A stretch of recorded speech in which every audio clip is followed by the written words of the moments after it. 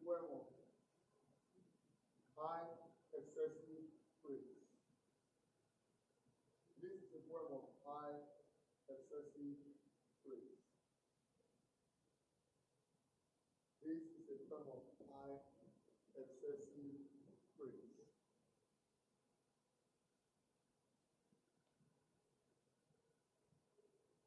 Poem of high excessive praise on the subject. This is a poem of high excessive praise on the subject.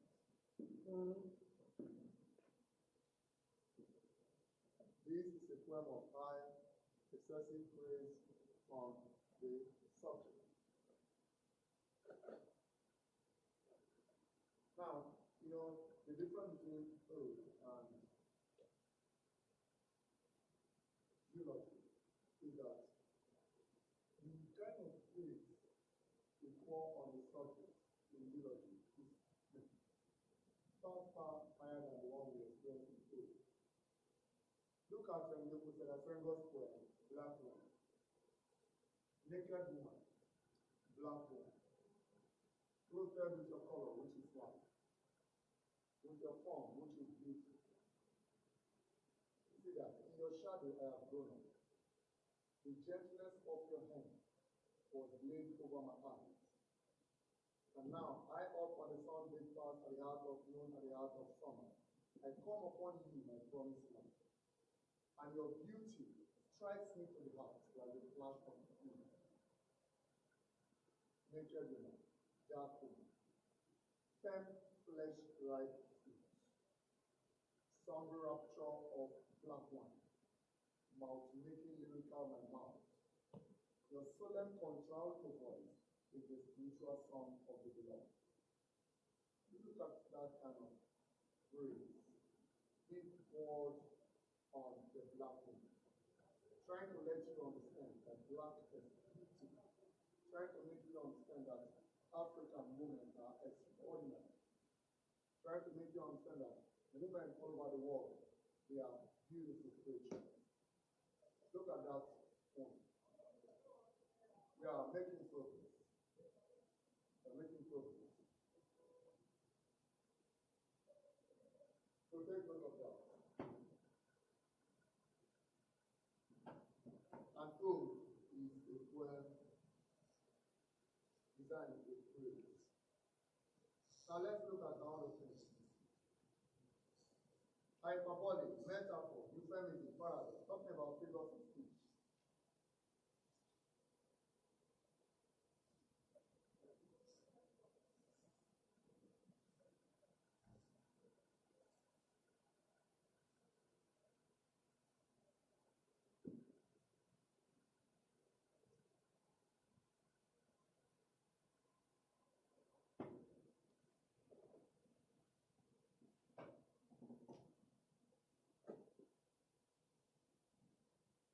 Which one is new?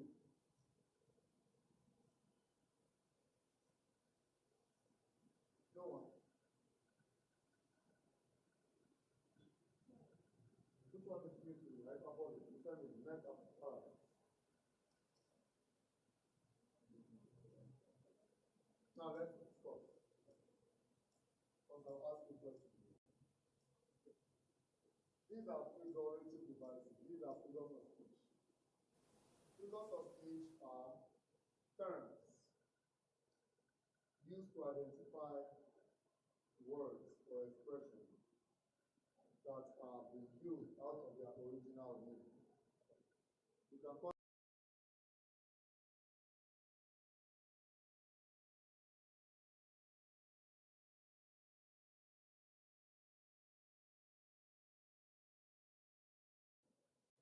we have loads and loads of figures of speech. Hyperbole. Hyperbole is a figure of exaggeration. To be writing, I'll still change you out of this place.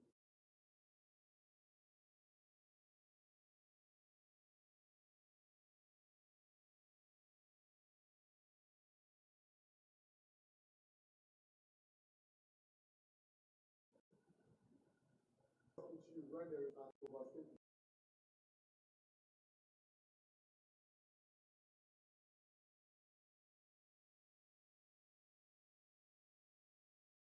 When there is an overstatement, just for the sake of emphasis. Just for the sake of emphasis. Figure of speech used when there is an overstatement, just for the sake of emphasis. Since a figure of speech used when there is an overstatement, just for the sake of emphasis.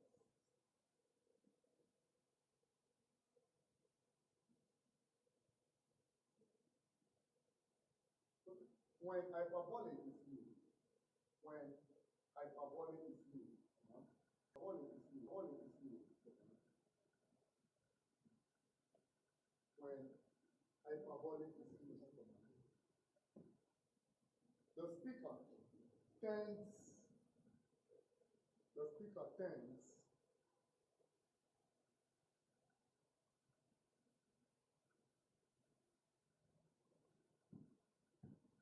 the speaker tends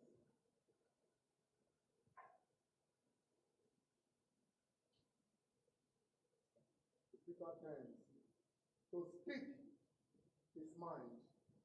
The speaker tends to speak his mind.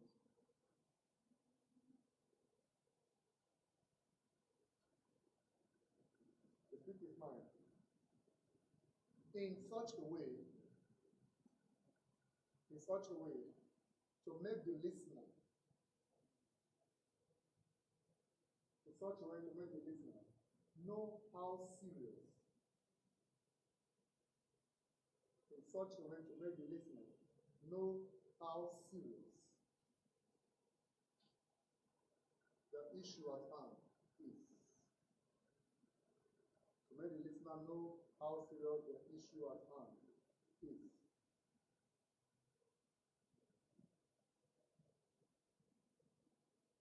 Know how serious the issue at hand is.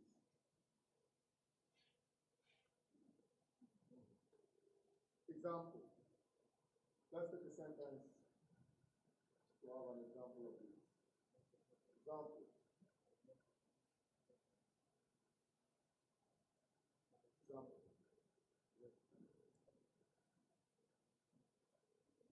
The man was so hungry. The man was so hungry. The man was so hungry that he could just make understand how strong this thing is to what it means to me. That kind of statement that you need to overstate, to stretch, to exaggerate. That kind of statement is what we refer to as an hyperbolic statement. He said it was so rain, the downpour was so heavy yesterday that it flooded the water. That's hyperbolic. That's hyperbolic. You see that? Let's take another one. Euphemism. Euphemism. Euphemism. Euphemism. Euphemism.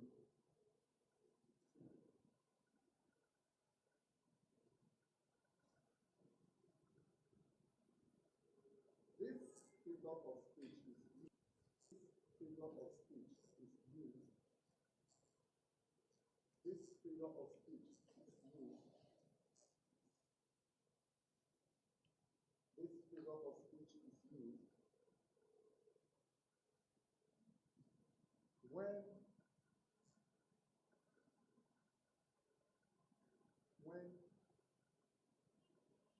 unpleasant experience, when an unpleasant experience, this figure of speech is used when an unpleasant experience, it's used when an unpleasant experience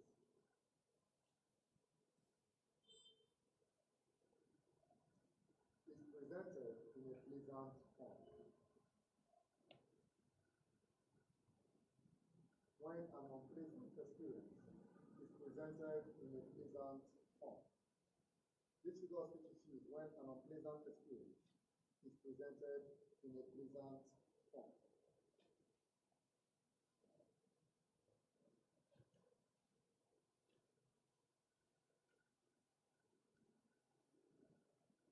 is also used.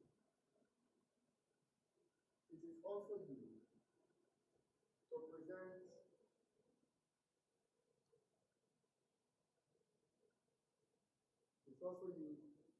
present a harsh statement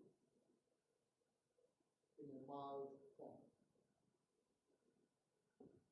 It's also used to present a harsh statement in a mild form. It's also used to present a harsh statement in a mild form.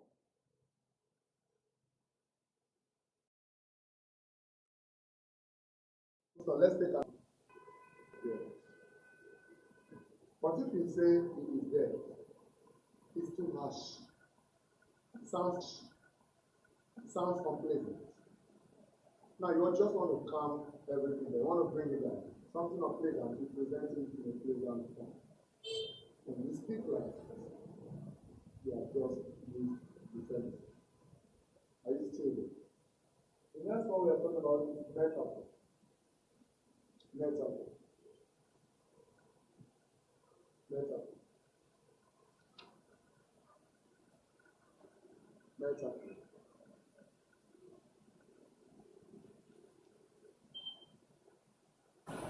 Metaphor. It is a figurative device. It is a figurative device. It is a figurative device. It is a figurative device used when it's a figurative device used when two different things or two different items when two different items with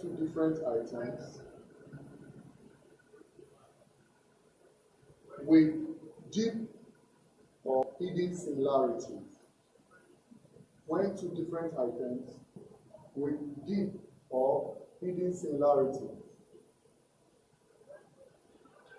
Hidden similarities.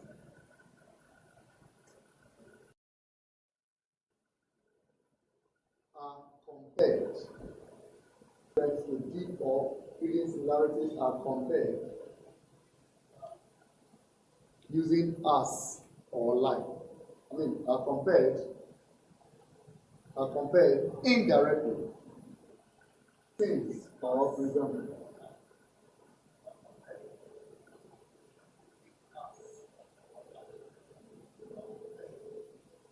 Without using as, like, since, or resemblance. Let's take an example.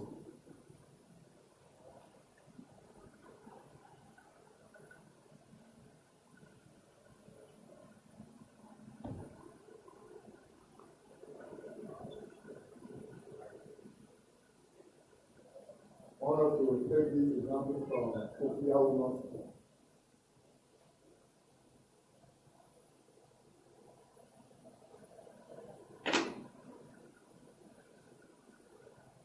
I have wandered in this wilderness. This great wilderness. Men call life.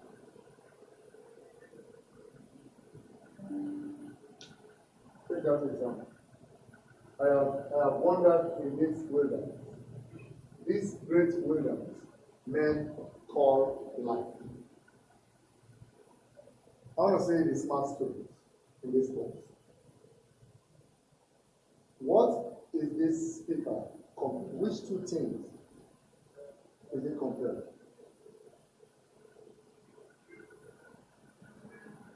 I have wandered in this wilderness.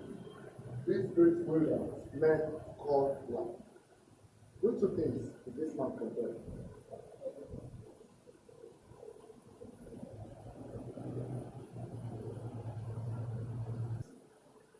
not put life. He did not put life. Say it's as if this life is. He did not say this life resembles wilderness. He says now he wants to present life as wilderness. What's a wilderness? Wilderness is a place of loneliness. It's a place where nothing is working. It's a place where nobody has time. It's a place where nobody has time. It's a place characterized with pain.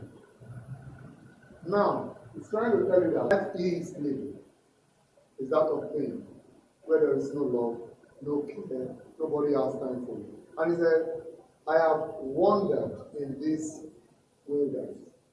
These great wilderness men call life. As many simile, as many say direct comparison would have said, I have wandered in this place that looks like wilderness. This place, this life that resembles wilderness.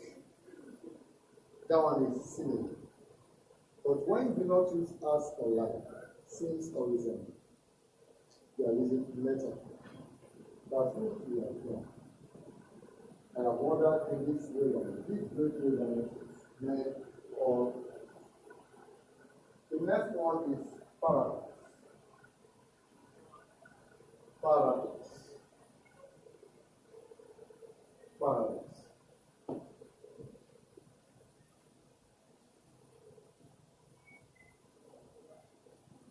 At first, when the statement seems absurd, contradictory or meaningless at first, but makes a whole lot of sense when closely considered. But makes a whole lot of sense when closely considered. But makes a whole lot of sense when closely considered. But makes a whole lot of sense. Now what are we trying to say? If you look at the paradox is that paradox is that figure of speech means when the statement does not make sense at first. But when you observe it properly, there is sense in it. One will say the rich also cry. You say, how can the rich man cry? But look at it very well. They also go through pain. You get that? Of the truth, the rich also cry. One will say the child is the father of the man. So put example. Example, the rich also cry. The rich also cry.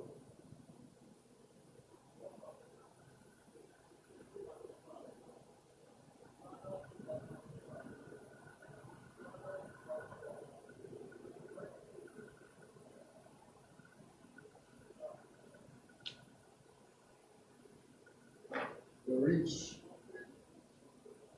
also cry. So let's take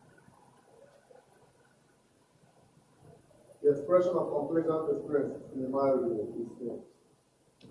What's the answer there?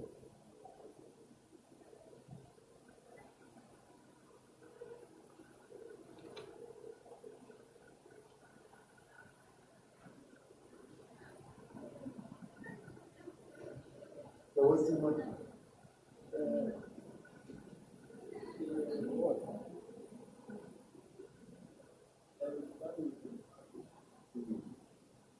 The expression of marriage of unpleasant experiences in the marriage. I'll give you the notes right now. It's called family. I give you notes, make sure your minds are open. So when I ask you questions, you can give me that answer. Take another one.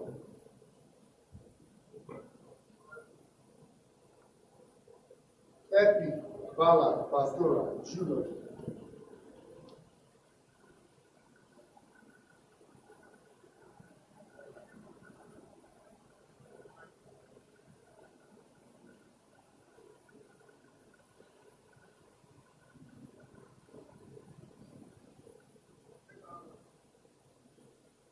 epic, ballad, pastoral, eulogy.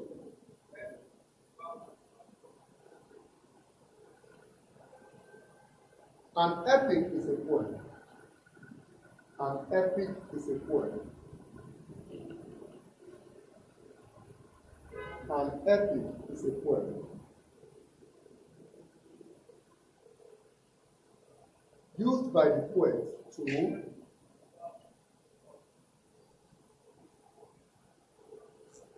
an epic is a poem used by the poet to talk about heroes and their great achievements. Talking about heroes and their great achievements. Let's go. It is a praise poem. It is a praise poem.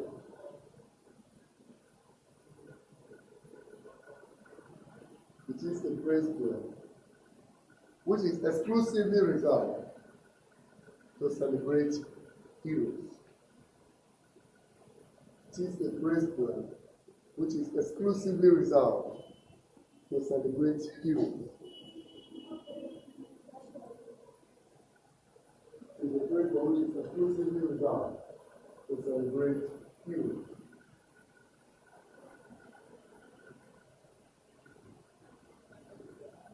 To celebrate heroes. It is a praise poem which is exclusively reserved to celebrate heroes.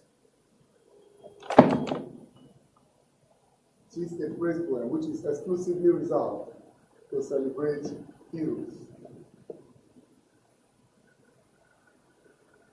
Then let's move on to ballad. Ballad. The ballad is a narrative poem. The ballad is a narrative poem, chiefly designed to tell a story. The ballad is a narrative poem, chiefly designed to tell a story. The ballad is a narrative poem, chiefly designed to tell a story. The ballad is a narrative poem chiefly designed to tell a story.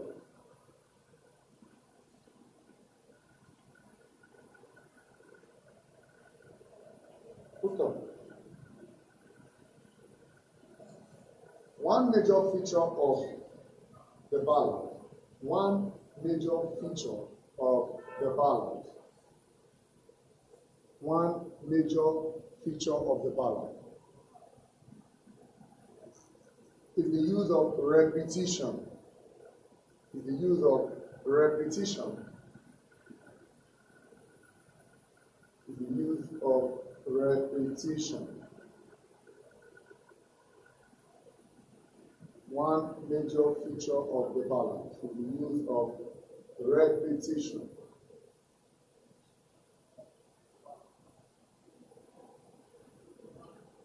Let's take the third one, pastoral. I've explained pastoral earlier today. Haven't I? I said, when I explained, I said a pastoral poem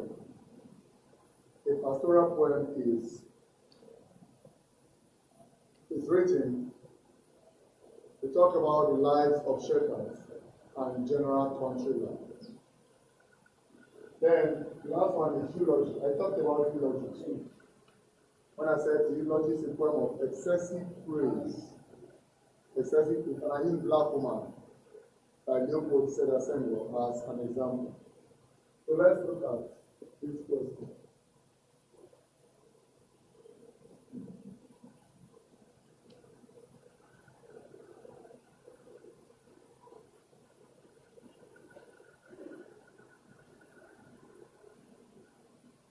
Look at this. A poem which tells a story in the form of a song is called what? Among these four. A poem which tells a story in the form of a song is followed.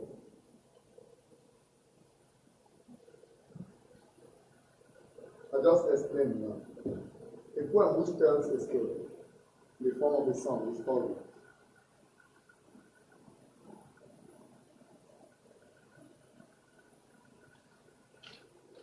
What did I say an epic is? What did I say a ballad is?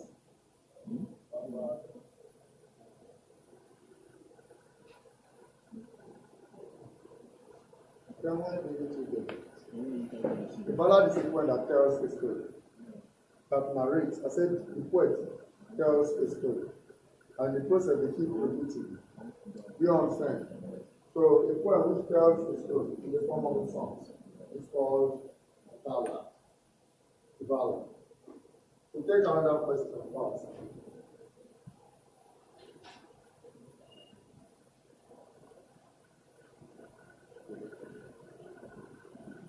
Irony, personification, allusion, synecdoche.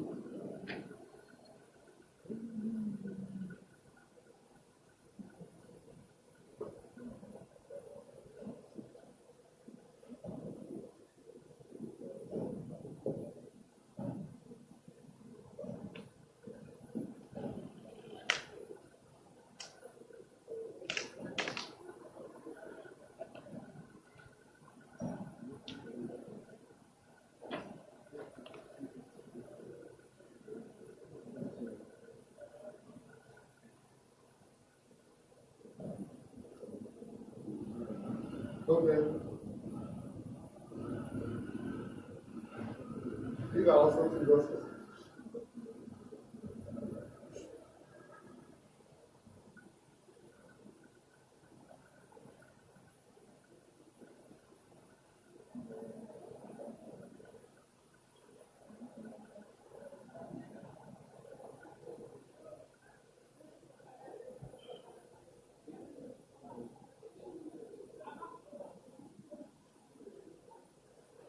Now, irony is a figure of speech. An irony is a figure of speech. An irony is a figure of speech. An irony is a figure of speech. An irony is a figure of speech.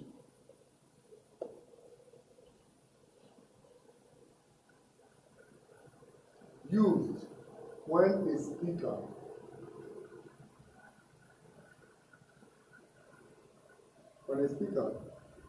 says the opposite of what it actually means. When a speaker says the opposite of what it actually means.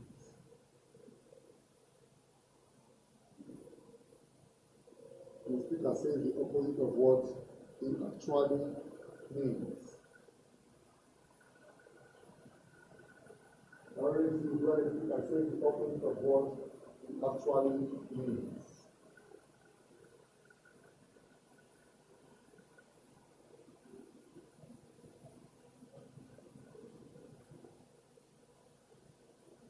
Stop. It is an indirect way of expressing one's self. It is an indirect way of expressing one's self. It is an indirect way of expressing one's self. It is an indirect way of expressing one's self.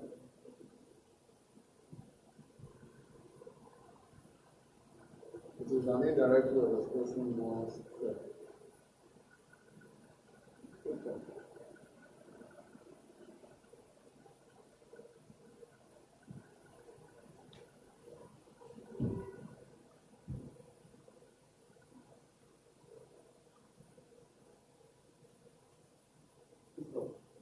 So write this example.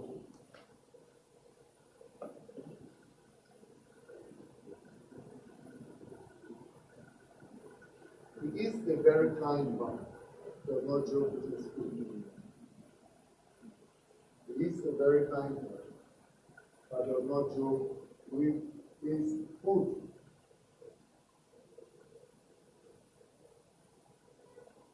He is a very kind man that does not joke with his food. He's a very kind man. Now, if you look at that example, that's an irony. You look at it, you see that. Then you want to say he's not a kind person. That's what the script intends to say. Because you can't be a kind man and you will not give food to people. Are you following me? So that's an irony. Instead of you saying this man is not kind, this man is unkind. Just twist it. He's a very kind man that does not joke with people. Very kind man that does not give people his food. He's the richest man in the community, but none of his children live in school. That means he does not have 1% of his school. That's the idea. You can say your carefulness has made it to break all the plates in the house. That means you are very careless. You see that? That's irony. An indirect way of expressing yourself. Then we have personification. Personification.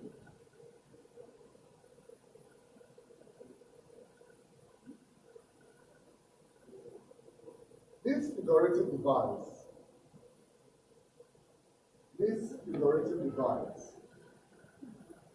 personification, this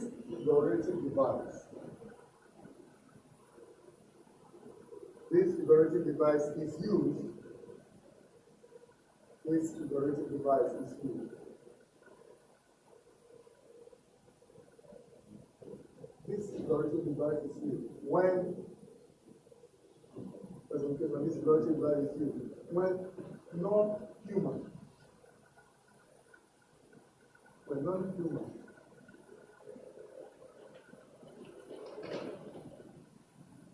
Is given the attribute of human being. When non-human is given the attributes of human being. We use personification when non-human is given the attributes of human being.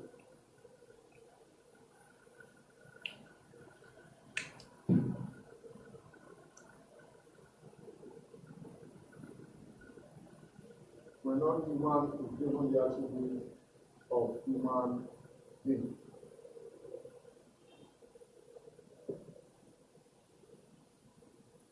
Then put an example.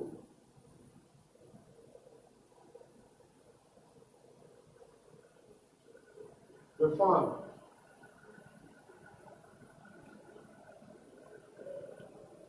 fan has refused to wave his hands.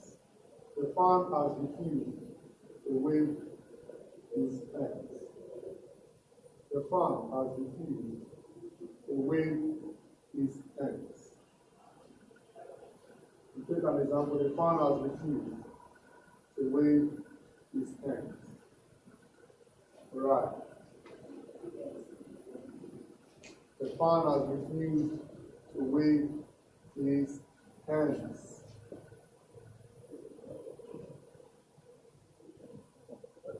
The fan has refused to wave his hands.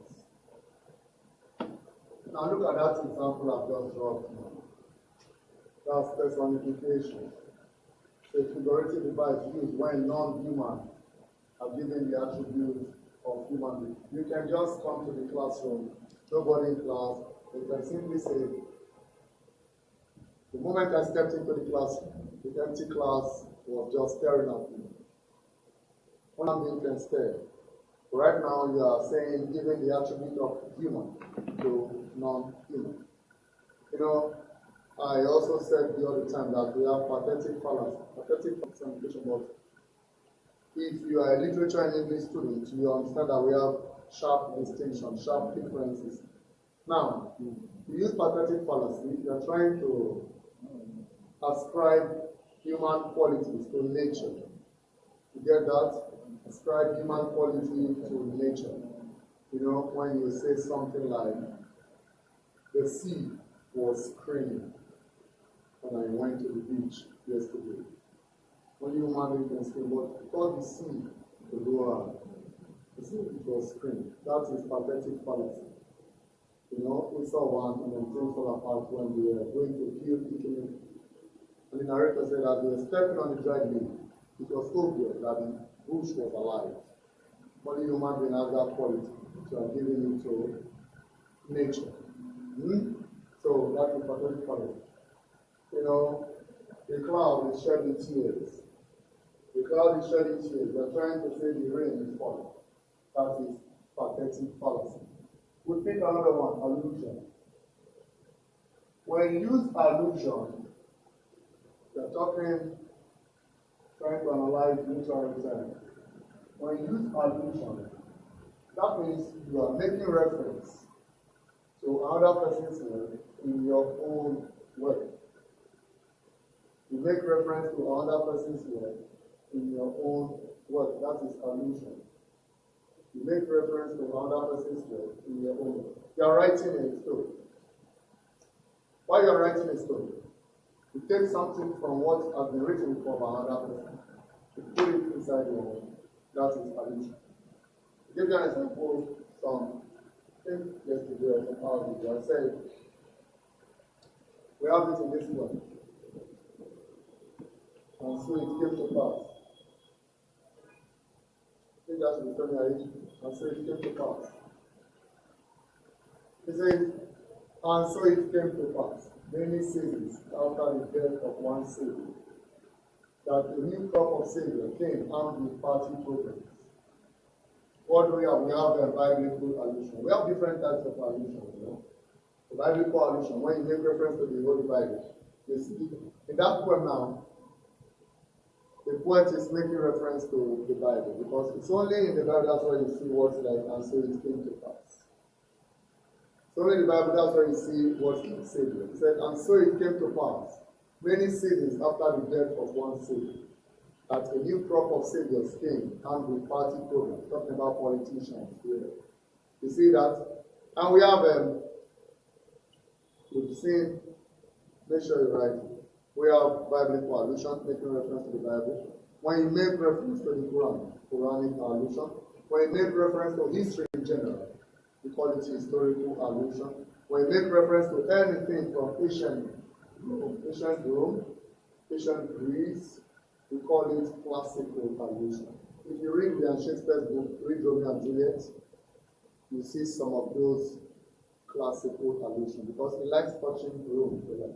You go to Rome, count one or two things there. Then look at the last one. Sinadoki. After shouting, after saying all of this, and I ask you a question, you answer. Sinadoki. Just get some of us, we call it Sinadoki. Sinadoki. Now, this figure of speech is used when you use a part of something to represent the whole of that thing, or use a whole of something to represent a part of it. It can come either way. Sinadoki is a figure of speech used when a part of something is used to represent the whole of it. You just use a fraction of it to represent the whole of it, or use the whole of that of something to represent a part of it. How? Taking the second one as example first. Taking the second one as example, we say you ask your uncle to give you some money. Your uncle has disappointed you, telling you there's no money. And he said, oh God, this world is too wicked. You are using a whole to represent a part. Your uncle is just a fragment in the world. You are saying the world is wicked. That is called Sinadoki. You see it? Then, you see somebody trying to correct the person refuses to listen and say, because your head is not good. You are using a part to represent the whole. You are not talking to the person, so it is the person you are saying the person is not. That is the idea. You know, you say, my eyes have seen a lot. It is not your eyes, it is you that have seen a lot. So using a part to represent the whole. The very popular Sinadoki is a very popular one. People keep saying all hands must be on deck. You know, it is not the hands that should be on deck. It is a human being that should be working. Then if you go to this poem, Leader and the Leg by New York Shindare, it says, the giraffe craves a place in the front, but its eyes are too far from the ground. You know, talking about leaders that do not care about their followers. They want to lead, but they are too far from the common man. So the giraffe craves a place in the front, but its eyes. It is not the eyes of the giraffe that are too far from the ground. It is the giraffe that does not want to pay attention to the ground, not the eyes. So the eyes is a part representing the whole. See that? Alright. So my question that will be coming up now. I say, don't get it wrong. To get it wrong, you have to define trouble.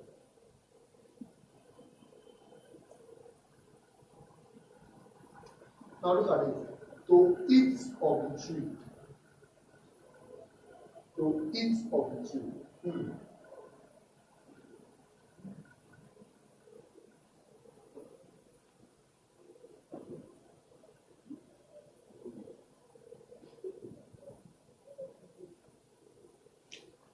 To eat of the tree. The device used is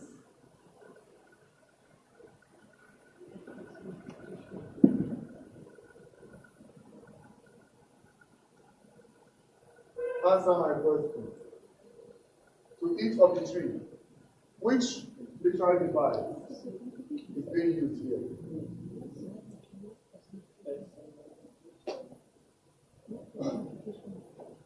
To eat of the tree. Yes, please help me. That's allusion. That's biblical allusion. Go to the book of Genesis. I'm going to say, you don't have to eat of this tree. And that's the same statement you'll be seeing there. To eat of the tree. You can make reference to the Bible. When God told Adam and Eve, don't eat of this tree. Or you don't understand? So one thing about literature in English, they don't care. They just want you to know many things. The brain should just be growing fast. In case the question can come anywhere. So we have biblical allusion there. Called allusion. I'll give you another one. Look at this. I want you to know this because most times we don't seem to understand. Listen, I will not write it on the board, but it will be lengthy somehow. So let me speak. So put your mind on ground.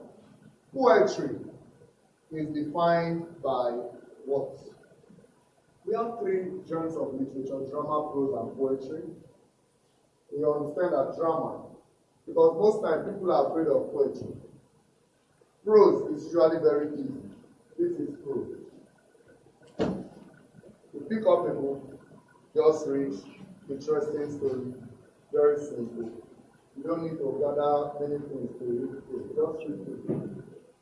Drama is also a little bit simple to some people, but this one involves acting.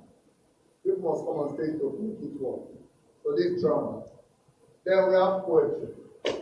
This is a collection of poems. Different poems here. Different poems. A pageant of longer poems. Different poems by different poets. Now, but they said poetry, you can be smart enough to think. Let's know so that we can explain this together. Poetry is defined by what is that thing that makes us identify poetry? A. Words written in sequence. B. Condensed use of language. C. Evocation of feelings. D. Legend and myths. What do you think? I said it 2 days ago that when you want to answer a literature question or any question in life, sit down and think. You sit down a little. Nobody is pointing a gun at you that you must answer now. Sit down and think. Because if I ask you to explain your answer, another trouble will start. Let me give you an example. Look at fruit. Look at fruit. That year, the harvest was sad like a funeral. Many people wept bitterly to talk of the miserable yam. One man tied his cloth to a tree branch and hung himself. Is it simple to understand? Very simple. I collected those lines from Teach-A-Thon's Things All About. You see, the statements are simple to understand. That year, the harvest was sad like a funeral. Many people wept bitterly as they dug up the miserable yam. One man tied his cloth to a tree branch and hung himself. Anybody can understand that the harvest was bad and they were not happy. That's why the man hung himself. But look at poetry. The lion stakes his claim for the leadership of the pack. But the antelope remembers the ferocious pounds of his fall. So let me even pick Laddie was on this phone. Laddie was on this phone, raider of the treasure tree. Raider of the treasure tree. Now look at it. The raider of the treasure tree. Look at it right. Raider of the treasure tree. One thing about poetry is that most poem, 99% of poems, for your poem to become a poem, 90% of poems did not appear as a scene. Even the simple Omajuwa is dead and gone to his grave. He planted a mango tree over his head. The mango tree ripe and ready to cut. There came a high wind to blow them all up. There came an old woman to pick them up. Omajuwa got up and gave her enough, which made the old woman to keep her young. Look at that line. We think it's very easy. But that man is trying to let you know that that man died and they buried him. The man died and they buried him. Said he planted the mango tree over his head, he left the inheritance for the children. The mango grew ripe and ready to drop. That is transferred equity. It's not the mango that is growing. The children have grown up and ready to inherit what their father has left. There came a high wind to blow them all off. Yes, they are ready to take. Some issues must be making things to those properties to scatter and all that. There came an old woman to pick them all up. Some family members have come to drag possession with these children. According to life, they believe that the ghosts of people are still working. That's the old Oja got up and gave her enough. That's when the father of those children will be fighting for their children. But if you don't know, as people just say, old Oja is there, you don't know what is inside the book. Poetry is a kind of treasure inside a case. You cannot drink the water in that coconut without cracking it open. And the process of cracking it open, you may get injured if you are not careful. Process of cracking it open, you should be careful that the water will not spill, so that you can still drink something. That's how poetry is. Poetry is beautiful, but enclosed carefully. You need to break it open to understand what is inside. Unlike prose, which is easy. Every Tom, Dick, and Harry can read prose and understand. But poetry, most time, you need the poet to explain to you. But in case you want to know how poets look like, follow the lives of poets. Follow the way they've been telling their stories. Then you will understand any poem that any poet has written. If we pick Leopold Sedar Senghor's poem, we know Leopold Sedar Senghor, the first president of Senegal. We know Leopold Sedar Senghor as the father of Negritude. Almost all his poems are Negritude poems. What are Negritude poems? Negritude poems are poems designed to celebrate the beauty of art. Look at this poem. Now I will pronounce your name tonight. And look at this poem, Black Woman. It says, I will pronounce your name tonight. I will declaim you tonight. Your name is mild like cinnamon. It is the fragrance in which the lemon grove sleeps. Name of dew, fresher than the shadows of tamarind, fresher than the short frost when the heat of the day is silent. In that poem, he's celebrating an African woman. In that poem, he's praising Africa, using woman as, in fact, as the focal point. But let's look at the other one, black woman. He said, naked woman, black woman. Clothed with your color, which is life, with your form, which is beauty. In your shadow I have grown up. The gentleness of your hand was laid over my eyes. And now, high up on the sun big path, at the heart of me, at the heart of summer, I come upon you, my promised land. And your beauty strikes me to the heart like the flash of an eagle, naked in a dark woman, firm flesh bright sweet, somber raptures of black wine, mouth making lyrical my mouth. Your solemn contralto voice with the spiritual sound of the Lord. Look at the two things. He's saying the same thing. The man is just trying to celebrate women in Africa. And look at the ways he said the message across. You understand? So, if you go to different poets, you see the way they write. You want to see poets that celebrate the beauty of nature. Just look for William Wordsworth, an English poet. That's why he said in yesterday's poem I discussed, he said, my heart lifts up when I behold a rainbow in the sky. So was it when my life began. So is it now that I'm a man. So is it, so will it be when I grow up. The child will be the father of the man.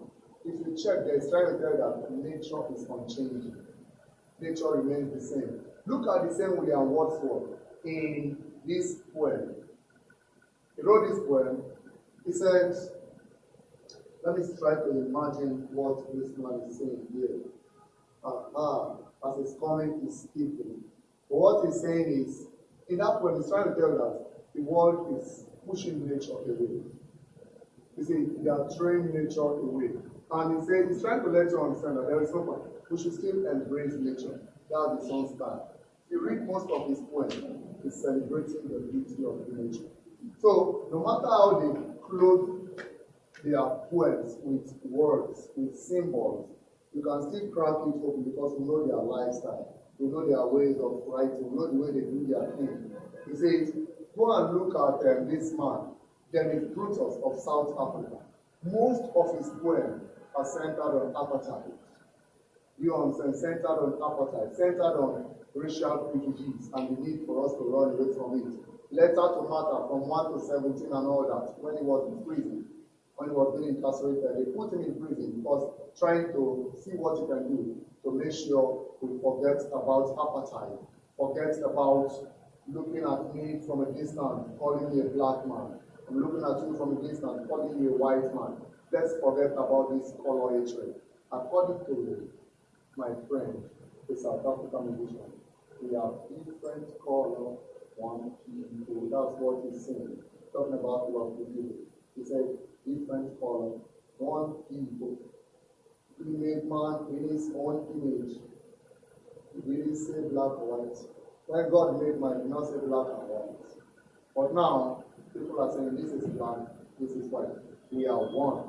If you look at Maya Angelou, the black American poet, almost all his fine poems, she's trying to tell you the fact that the blacks are not being celebrated like the whites.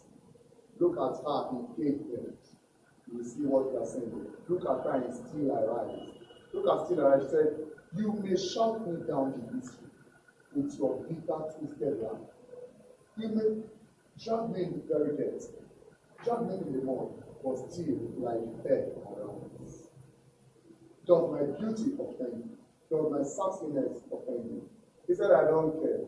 Because we checked my backyard. You would think I have a diamond in my own backyard. Now, when we look at Cape Verde, we hear something like, the free bird lives on the back of the river and floats downstream to the current and dips its wing in the orange sunlight and dares to climb the sky. But the bird that stuck down its narrow stage can seldom see through the boughs of wind. Its wings are closed and its feet are tied, so it opens its throat to sing. The cage bird sings with a fearful trill, or face unknown or along for still. Its tune is heard on the distant hill, or the cage bird sings for freedom. Look at those two poems. So, we still answer the question, but we've seen poetry. Poetry is not look at it and just go. You will just misinterpret everything. You see it? Now look at me, your shoulder. You guys said, in Not My Business. They picked a canoe up one morning, beat it soft like clay, and stuffed him down the belly of a waiting jeep. Then the second speaker said, what business of mine is it? So long they don't take the yam from my sovereign mouth. Look at that one. Stanza 3. They came one night, booted the whole house away, and dragged their lad out, up to a lengthy absence. Same person said, what business of mine is it? So long they don't take the yam from my sovereign mouth. Look at the other stanza.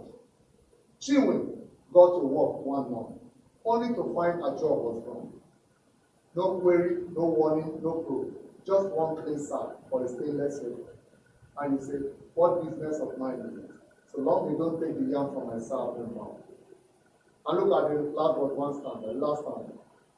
And then one evening, as I sat down to eat my yam, a knock on the door froze my hungry hand. The jeep was waiting on my bewildered lawn, waiting in its usual silence. Look at that poem. You will understand that it's not talking about somebody eating yam. It's not talking about Janla, the Chinwe, and another. It's just talking about the need for you to understand that Wazobia, we are one. That is Yoruba, Hausa, and Igbo, we are one. If you check the name it's mentioned, we started with the picked a canoe. A canoe represents Yoruba. They picked a canoe up one morning, beat him soft like clay, and stuffed him down the belly of a waiting jeep. That jeep now symbolizes torture, symbolizes people that will come to jeep now, symbolizes pain. They picked him up, and the person said, what business of mine is it? The major plan in this poem, the major plan of your neighbor, be your neighbor's keeper, be your brother. You say, what business of mine is it? Okay. It's okay, you didn't help back on it. Let's see whether you left down laughing. This one represents Hausa. Do you understand? They came one night, booted the whole house away, and dragged their lad out, up to the lengthy absence. We don't know where they are taking him. And they come to knock at the door. They've taken their lad in. They said, what business of mine is this? So long they don't take the young, so long it's not affecting you. Not okay.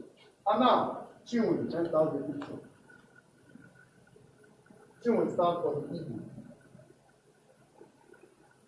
The man is just telling that Nigeria, we are supposed to be one. He said, Chinwe went to work one morning. Is it easy to go to work one morning? Put on his hand, he said, hey, you are fired. What did I do? Only to find a job was gone. No query, no warning, no proof. Just one clean sack for a stainless record. And they tell you, they believe you can help. I say, what business of mine is this? So long they don't take my own, then let's see. And then one evening, as I sat down to eat my yam, another thing there is what goes around. One evening, as I sat down to eat my yam, a knock on the door froze my hungry hand. Repeat, the jeep was waiting for my bewildered hand. It will not go if you stay there waiting in its usual silence. Unless whether you jump the fence, unless whether you pass through the window. Now, if you look at that point, if you don't understand, you just be reading. You don't know what is inside. Are you following me? I've tried to explain what question entails. Then let's see the question again. Poetry is defined by A. Words written in sequence. B. Condensed use of language. C. Evocation of feelings. D. Legends and myths. What? B. Condensed use of language. Very correct. You see, now you understand now. Condensed use of language. What's condensed? That means thick language. You need to melt it before you understand. Condensed. That if you are taking water, water is not condensed.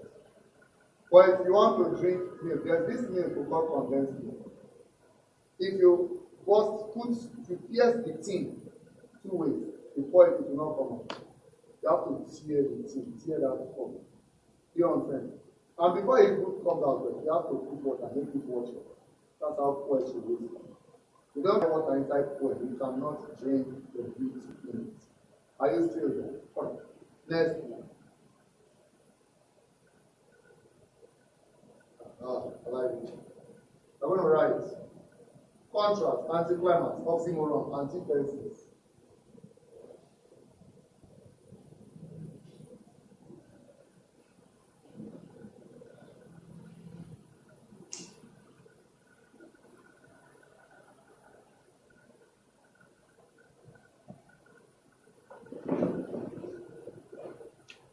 Before we take the question, what do you mean by contrast?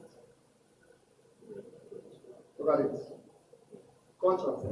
When they are contradicting two things. You bring this one here, bring this one here. When you bring two different things, trying to bring them together, you are contrasting. This one is different from this. That's where contrast comes in. For contrast, it's not a figure of speech. It's just a word in English. Are you following me? Then we have anticlimax. Anticlimax has 2 meanings. Anticlimax has 2 meanings. Now, the first meaning of anticlimax is that anticlimax is a figure of speech. As a figure of speech, anticlimax comes to play when items are arranged or presented in descending order. Are you following me? When items are presented in descending order, from the highest to the lowest, from the highest to the lowest. Let's look at it. I conquered the moment I saw when I came in. But climax will say, I came, I saw, I conquered. Look at this popular one, Solomon Grundy, born on Monday, christened on Tuesday, married on Wednesday, took ill on Thursday, was on Friday, died on Saturday, buried on Sunday. That is climax. Moving from the smallest to the highest. When it's anticlimax, you have to bring it down. Bring it down from the highest to the lowest. You see? The man's children, his house, and his furniture were swept up in the flood. Anticlimax.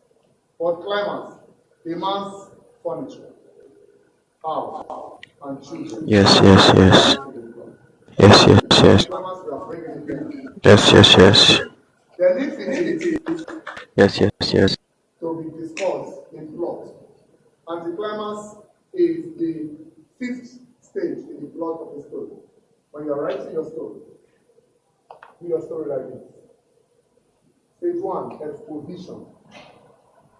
Stage 2, rising action. Stage 3, complication. Stage 4, climax. Stage 5, anticlimax. Or you call it turning point. Stage 6, falling action. Stage 7, resolution. Now, when the story starts, you give birth to the little baby child, and the baby is growing. From this beginning, conflict has started. You give birth to the child, and then the girl says, go and bring that child, I want to wash it. So when the child, conflict has started. They are looking for a way to kill him. Conflict has started. Then he moves. Here, somebody wants to sell him. He says somebody will betray him. Conflict is moving on. We'll call it rising action. The pain is increasing. Complication, they have sold him. They have sold this man finally. You see complication, they sold him. And now, they have denied him. I don't know, that thing. You don't know it. This is your master. No, I don't know it. They deny him 3 times. The thing is complicated. And you, the audience, you, the person reading the story, you are getting angry. You say, why are they doing this man like this? Climax, the highest point of conflict, they crucified him. This is where the whole thing gets spoiled. This is where you start feeling boosting all over your body. This is where I cannot watch this thing again. If they show another place, come and call you, run away from the house. This is where you start talking to them inside the room. People should not do it. They didn't do anything. This is where you act with those in the story. This is where you start expressing pathos. Pathos is when you are showing pity because of what you are seeing. But a good storyteller must drop this tension. Cannot hang there forever. except it has part 2 or part 3. Now, our story has got to this stage. They want to pity you, the audience. They don't want you to remain like this forever. To drop it anticlimax. This is when the man will say, Father, forgive them, for they don't know what they are doing. You say, well, this man is a good man. As he saying it, the pain, the tension is dropping. It keeps coming down. It keeps coming down. And before I know, we are sent back to heaven. Peace has reigned. Are you following? So now, anticlimax. If you see anticlimax as a stage of thought, anticlimax, you see that the tension will begin to drop without prayer. So now, look at this. I've explained anticlimax. I've explained it as a figure of speech, and I've explained it as a stage in the plot of the story. Anticlimax is the turning point when the tension has dropped from the highest point of conflict. Then you move to oxymoron. Oxymoron is a figure of speech used when two opposite words are placed side by side. Example, she is a beautiful monster. She is a pregnant virgin. I don't think I can cope with this your slow speed any longer. Placing two opposite words side by side.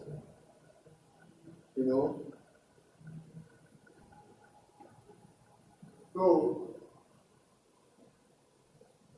But don't just say bittersweet. Bittersweet does not make sense. Let your statement make sense. Do you understand? Let your statement make sense. I watched a movie, the title is Intelligent Movie. That is also oxymoron. It's a wise fool. Now, to move on to antithesis. Antithesis looks like oxymoron, but they are not the same thing. When oxymoron is the placing of two opposite words side by side, antithesis is the placing of two opposite statements side by side. Look at this. The more you do, the less you see. Antithesis. If you need peace, prepare for war. Are you following me? So that is antithesis. Let's take the question.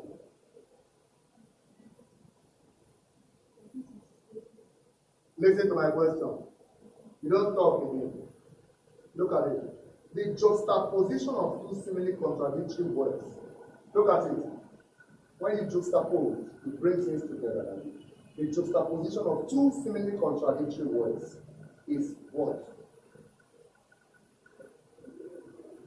What should we choose? Which one? Oxymoron. Very correct. Because antithesis is the juxtaposition of two seemingly contradictory sentences or group of words. Or this one, two words, the two must come. Don't say black and white. It should be blackish white. That will make it oxymoron. If you say black and white, the ant has separated it. The two must come. Don't say boy and girl, boyish girl. That will make it oxymoron. Don't say tall and short. You can say tall, dwarf. Then it has made it oxymoron. That way. You don't forget all of these things. So, let's look at it. I want to give us a little bit of literary appreciation this time.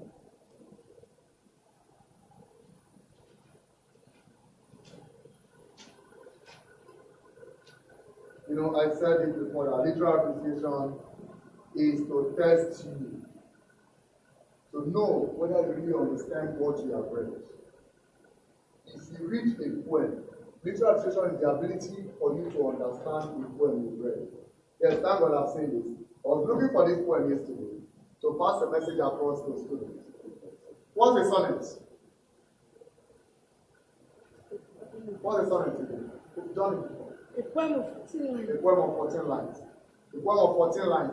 But not just 14 lines. A poem of 14 iambic pentameter lines. Let's take this poem. I've seen the poem now. Beautiful poem written by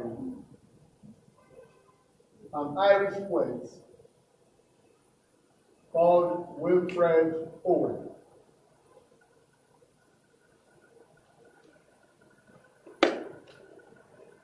So follow me as I'm writing you right.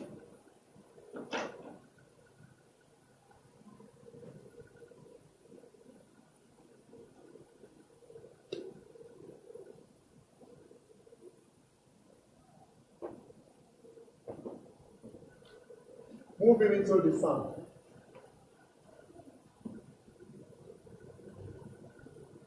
Gently, its touch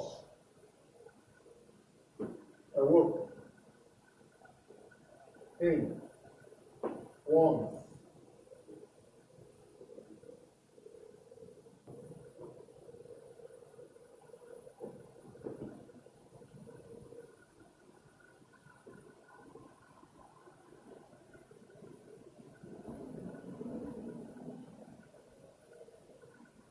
Until this morning and this evening,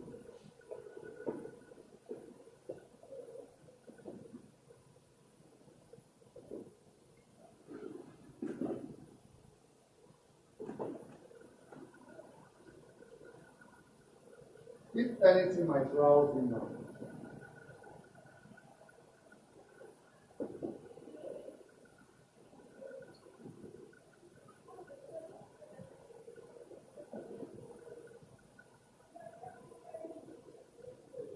this kind old song will know.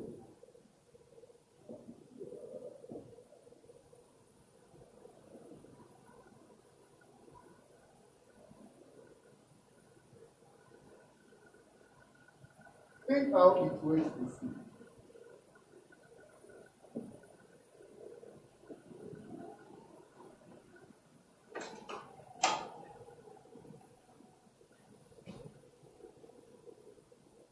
What wants the place of a cold star?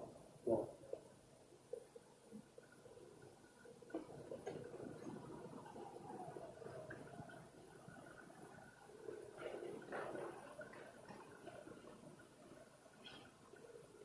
At least, so they achieve a sight.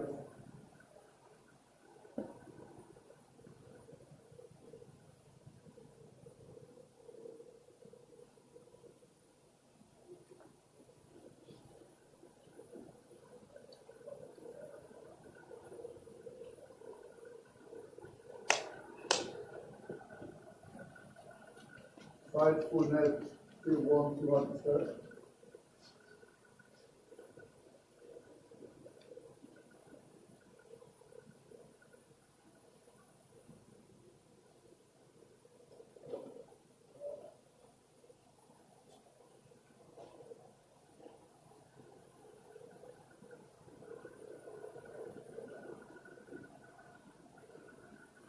Was it for David to play before?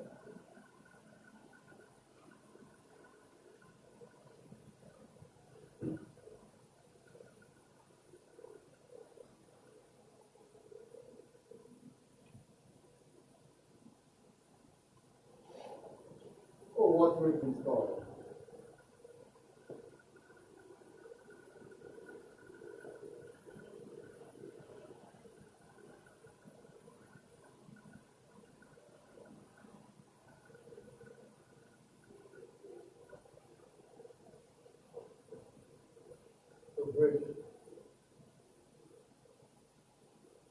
To break that sleep at all.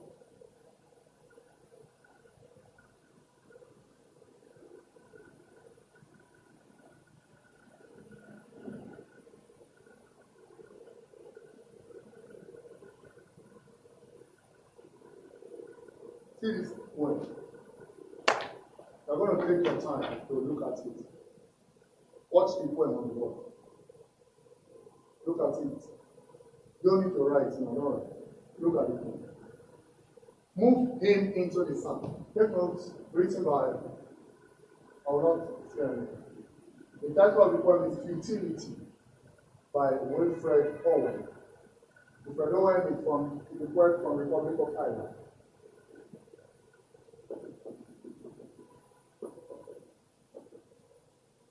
Futility, stop there. poem by Wilfred Owen. Now, let's play with it. Move him into the sun. Gently his touch awoke him once. At home, whispering of fields unsown, always it woke him even in trance. Until this morning and this snow, if anything might drowse him now, this kind old sun will know. Think how it waits the sea. What wants the clay of a cold star? What is it that woke the seas?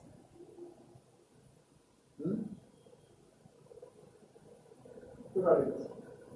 Listen. Move him into the sun. Move him to him. Gently his touch awoke him once. What awoke him once? At home whispering of fields unsown, always woke him even in trance. What woke him in trance? Until this morning and this noon, if anything can wake him up now, this kind old sun will know.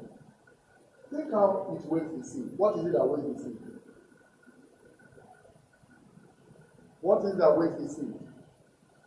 The sun. The sun even woke once the clay of a cold star.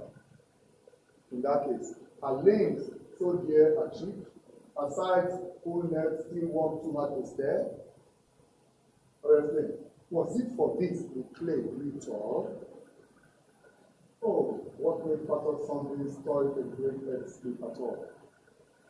Why? Let's see. You see why I said that poetry is condensed? If you understand this word, raise your hand. You know what the poet is talking about? You understand poetry? You understand it? In few words, what do you think this poem is talking about?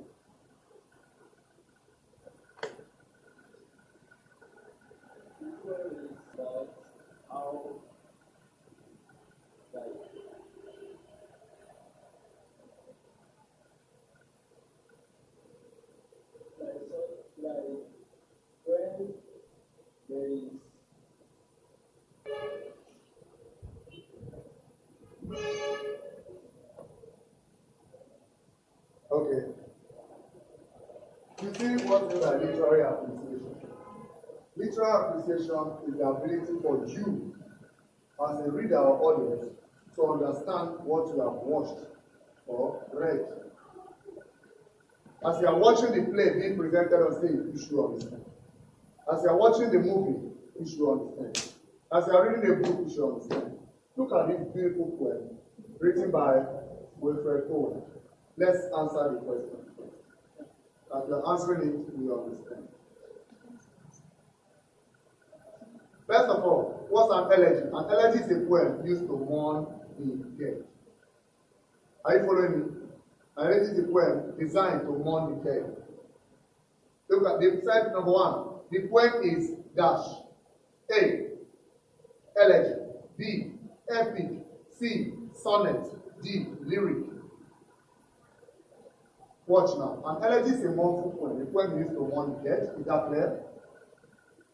A sonnet is a poem of 14 iambic pentameter lines. I think I explained iambic pentameter. Did I? 14 iambic pentameter lines. If it does not have that one, let's see. C.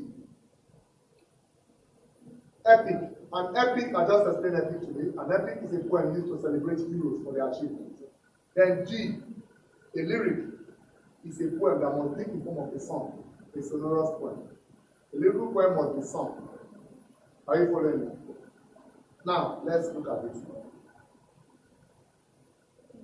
It's a poem of 14 lines. So is it a sonnet? Are we choosing sonnet? Sonnet. This same sonnet is what we have as answer in this past question, which is wrong. This same poem came out in JAM. If I can look for the answer to the question, I will show you. And the same answer they chose is sonnet, which is wrong. You know why? People should learn to study before they push things out to the world. Because we have problem here. Lots of students that will get this past question now, they will be mistaken. But I want to say that it is not the teachers that answer the question that got it wrong. No. Maybe it's a typographical error. Maybe as we're typing, the answer may be G. As you want to type G, you mistakenly press D. Are you following me now? That's a big problem. So what I want to tell you as students is, you pick a question and you are reading it, and you have one or two problems, why don't you consult your teacher for help? Are you following me? Because that past question may mislead you sometimes. Is that clear? So now, let me explain. You said sonnet because it has 14 lines. But every sonnet must have 10 syllables per line. This one says, move him into the sun. 6 syllables. Gently it touched and woke him once. 8 syllables. At home whispering of leaves on soon. 8 syllables. Always it woke him even in front. 9 syllables. Not even saying 10. But now look at this one. Then it brings us a trovador I traverse. Italian sonnet. It says, a trovador I traverse all my land. How many syllables? Exploring all our wide compact with zest. How many? Probing emotions sweeter far than rest. How many? A secret teeth, epic, and amorous hand. 10. William Shakespeare said, shall I compare thee to a summer day? That's 10. Thou art more lovely and more temperate. 10. Rough wind do shake the darling thoughts of me. 10. And summer speak out for 2 short days. 10. Now, the poem is definitely not a sonnet. Because it does not follow the rule of sonnet. Shakespearean sonnet, the rhyme scheme is A, B, A, B, C, D, C, D, E, F, E, F, G, G. We have that kind of rhyme scheme, right? Huh? Yeah. Let's check. We put A here. We put B here. Psalm 1. So, A, is it France? Let's say fashion and France once. Let's say the right. B. Snow. C. Now, let's call it G. No. 6. That's 40. Have you? 6 is done to E. Although it's not connected. That means not Shakespearean sonnet. If it's Italian sonnet, look at the rhyme scheme. A, B, A, A, B, B, A, C, B, C, B, C, B. The first 8 is not even correct. Isn't it? So then, what type of poem is it? Since it's not a sonnet. A, elegy. B, epic.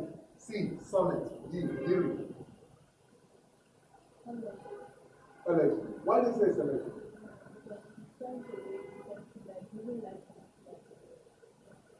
Okay. Definitely it's an elegy. But you need to understand the poem first. Watch. You need to know the lives of poets for you to know the kind of poem you write. Is that clear? Now, this man, Wilfred Paul, we refer to him as a war poet.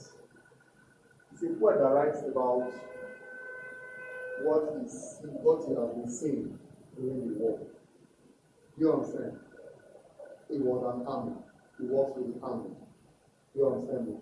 So now, in this one, it's telling you that there was a time that they fought after fighting in the war.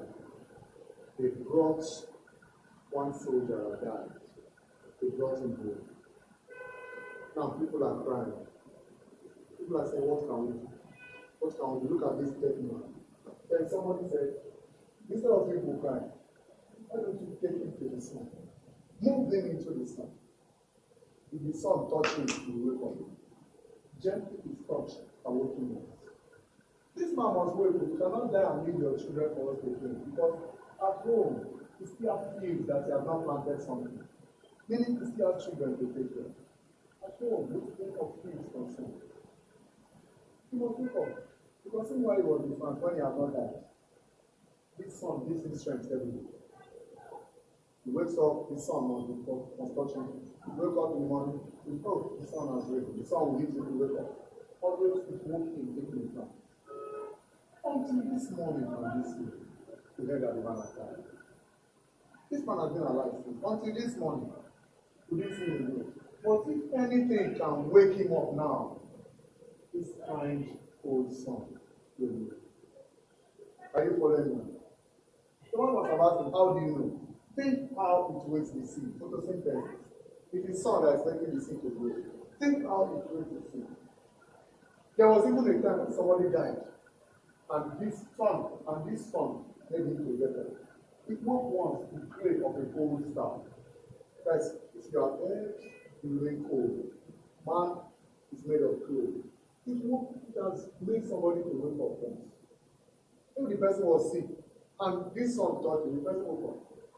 And if the son could do this, his hands and legs, this man now that is dead, his limbs are they so strong? Are his side so too hard to move that this son cannot move him? Then he asked a question, a rhetorical question. Was it for this you play with God? God, did you create this man to grow and die? That's the question. Was it for this you play with God? Oh, what may factor something toil to break that sleep at all? What is this thing that is so strong that's making the son to struggle to break this man out of his sleep? That's the power of death. The point is trying to make you understand that if one dies, nothing can bring him back. No matter how hot the sun is, the man is surprised. The sun can make plants to wake up. You put seed in the ground. The moment sun is hitting, the seed will turn to wind. Then why is the sun not being able to break this man from sleeping? Are you following it now? If you understand the lines, all the questions will be easy to answer without fear. Now let's just assume you understand now. It will be very clear for you to see that the answer is energy. Without fear. It's not lyric. The point is not the form of a song. It's not sonnet because it's not following the rule of song. Are you following me? So look at question 2. One of the dominant literary devices used in the poem is that. Which major device do they use in this poem? I've given you some of these meanings. Let me put the question. Hyperbole, simile, assonance, meta. Hyperbole.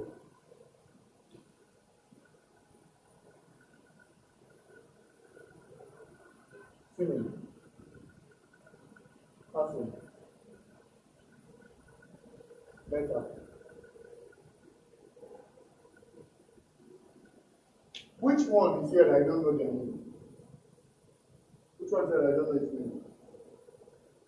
So I can answer the question. Which one? Assonance. Good.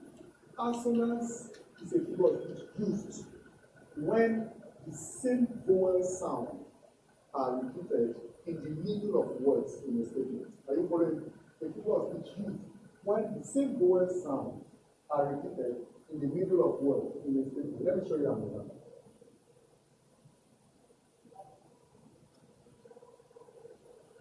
Look at this example.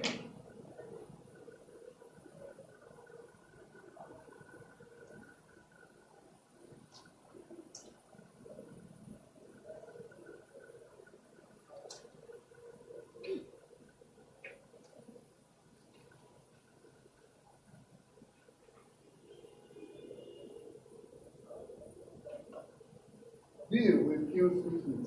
Look at this.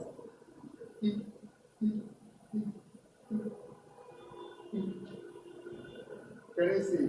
Repeating the same vowel sound in the middle of the words in a line of poetry.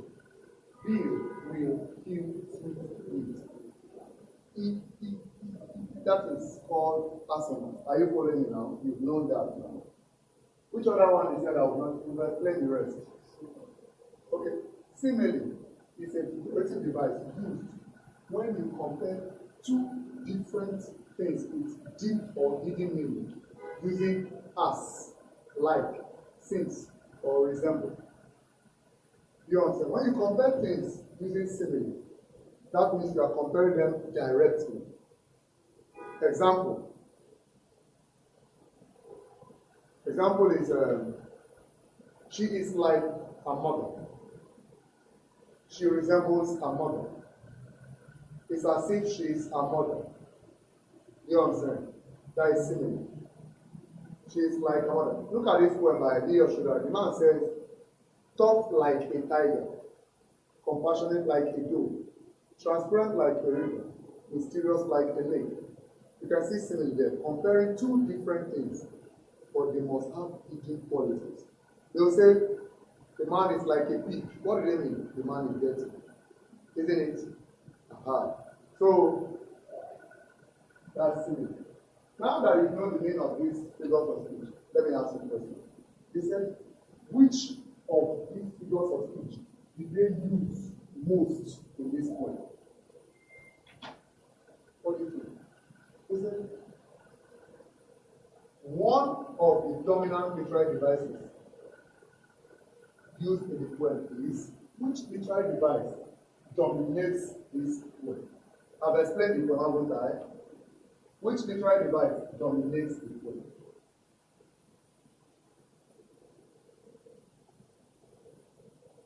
Think fast, you don't waste time. You don't need to read it again because I've already explained. Which literary device? God will bless you, hyperbole. Picture this overstatement. How can I say the sun should win somebody at that time? I think we have more hyperbole here. So that means you must understand the poem before you can answer the question. It's not the only problem. Let's take another question. The theme of the poem, what is theme? Theme is the subject matter of the work of art. Theme is the motif of the work of art. Theme is the main message that the author is trying to pass across to you. What the main message is going to pass in your own way? What do you think?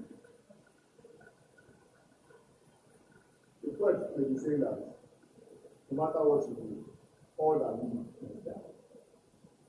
You understand? Death is inevitable. Death, according to Shakespeare, death is a necessary end that will come when it will come. You cannot run away from it. So well, let's see what the question is. The theme of the poem is what? The theme of the poem is the dash of life. A, the vanity of life. B, the creation of life. C, the distortion of life. D, the futility of life. A, vanity. Why is it vanity?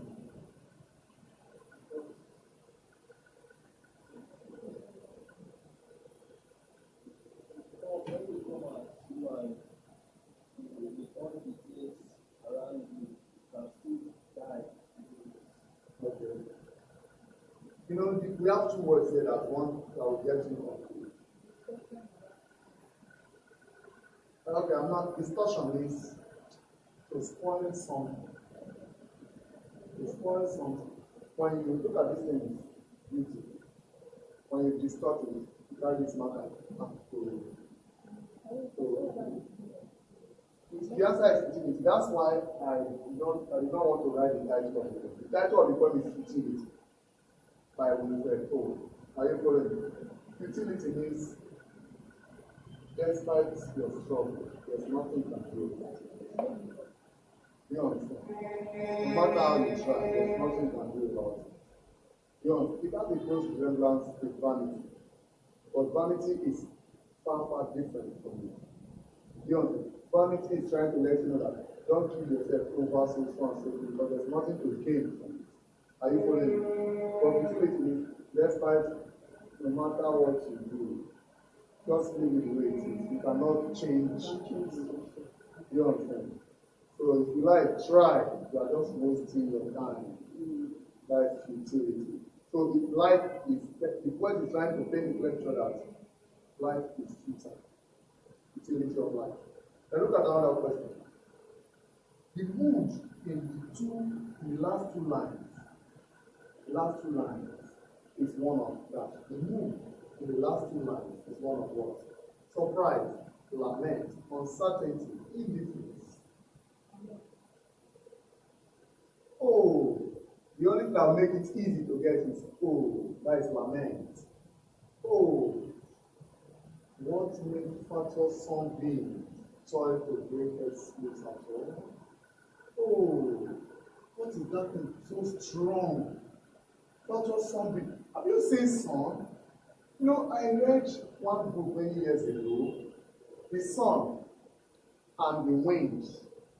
A man was putting on coats, and the sun and the wind, they said, let's challenge. Who can take up this man's coat? If they asked you which one do you, which one do you think will win? The sun and the wind, they said, let's see, who can take up this man's coat? And the wind said, okay, let me start first. Then the wind started doing. The more the wind is going, the wind tore the man's bottom, removed the bottom. The wind removed the bottom. In fact, as he moved the bottom, the man tried to tie the coat back because at the point the wind is trying to bring cold.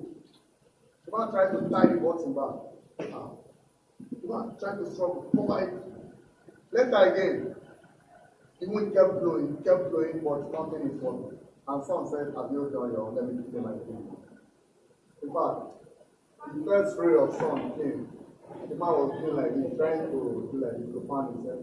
Because the sun keep heating. Nobody told the man before he removed the coat so that the heat will not kill. So for some not to be able to wake the dead man, the man said, what is happening?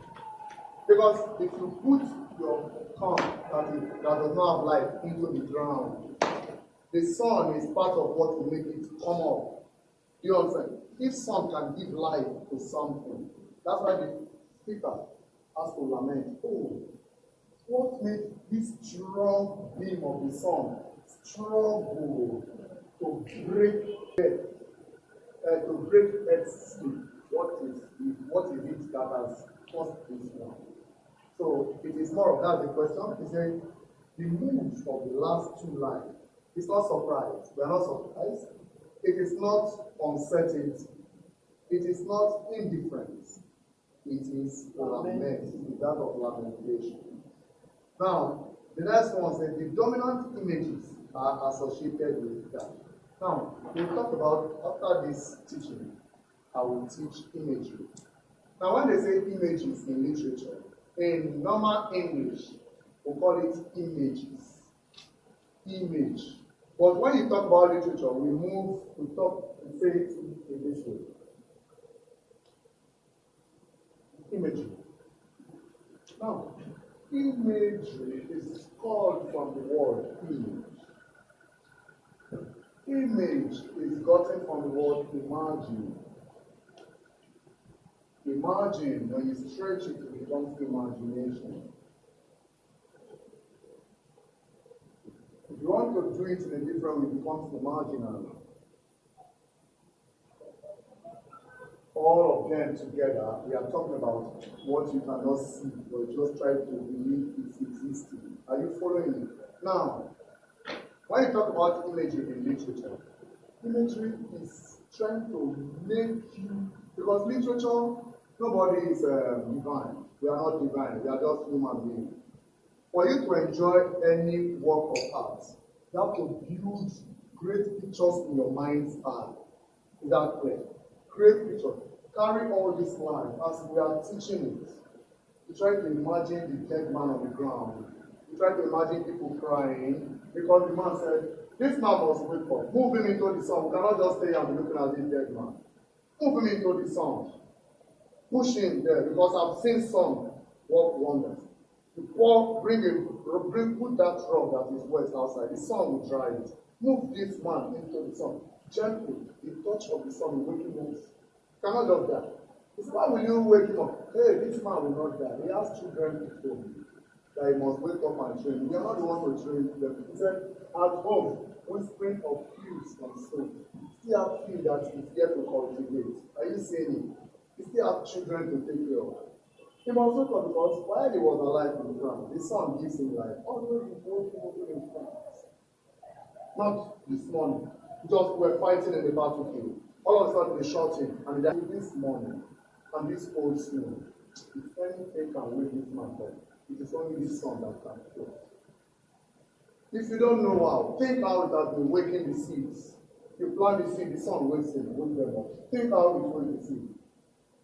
Once the sun has even woken up somebody that died, it once broke the clay of a cold star. Then are his hands so strong, so stiff, it cannot stir them. Are his wrist so cold that it cannot stir? No, now. Are they too hard to stir? In fact, God Almighty, I want to ask you, did you pray this man for him to have this early stage? Was it for this? The clay used for us? Are you saying it now? Was it for, did they create us to die? After going to a pit, just die. Was it for this? The clay used to us? That's the biggest question. In literature, you call it a rhetorical question. Question that you cannot answer. Because if you ask me now, did God create us to die? You need to ask somebody else. I don't know. Because definitely, you grow and grow and grow and grow and you will die. You don't have a choice. If you like, start praying, God, I refuse to die. There are some prayers that will never work. I pray, even if you don't die, you must leave this place called death. Either you go in form of Enoch or in form of Elijah, but you must go. And if you go, we call it death. It's a necessary. Was it for me to kill you? And the last one, what is it that made a whole song struggle to break one from the sleep of death? You see, so have I taken my last question? The dominant images, what are the images you are seeing here? A, death. B, nature. C, life.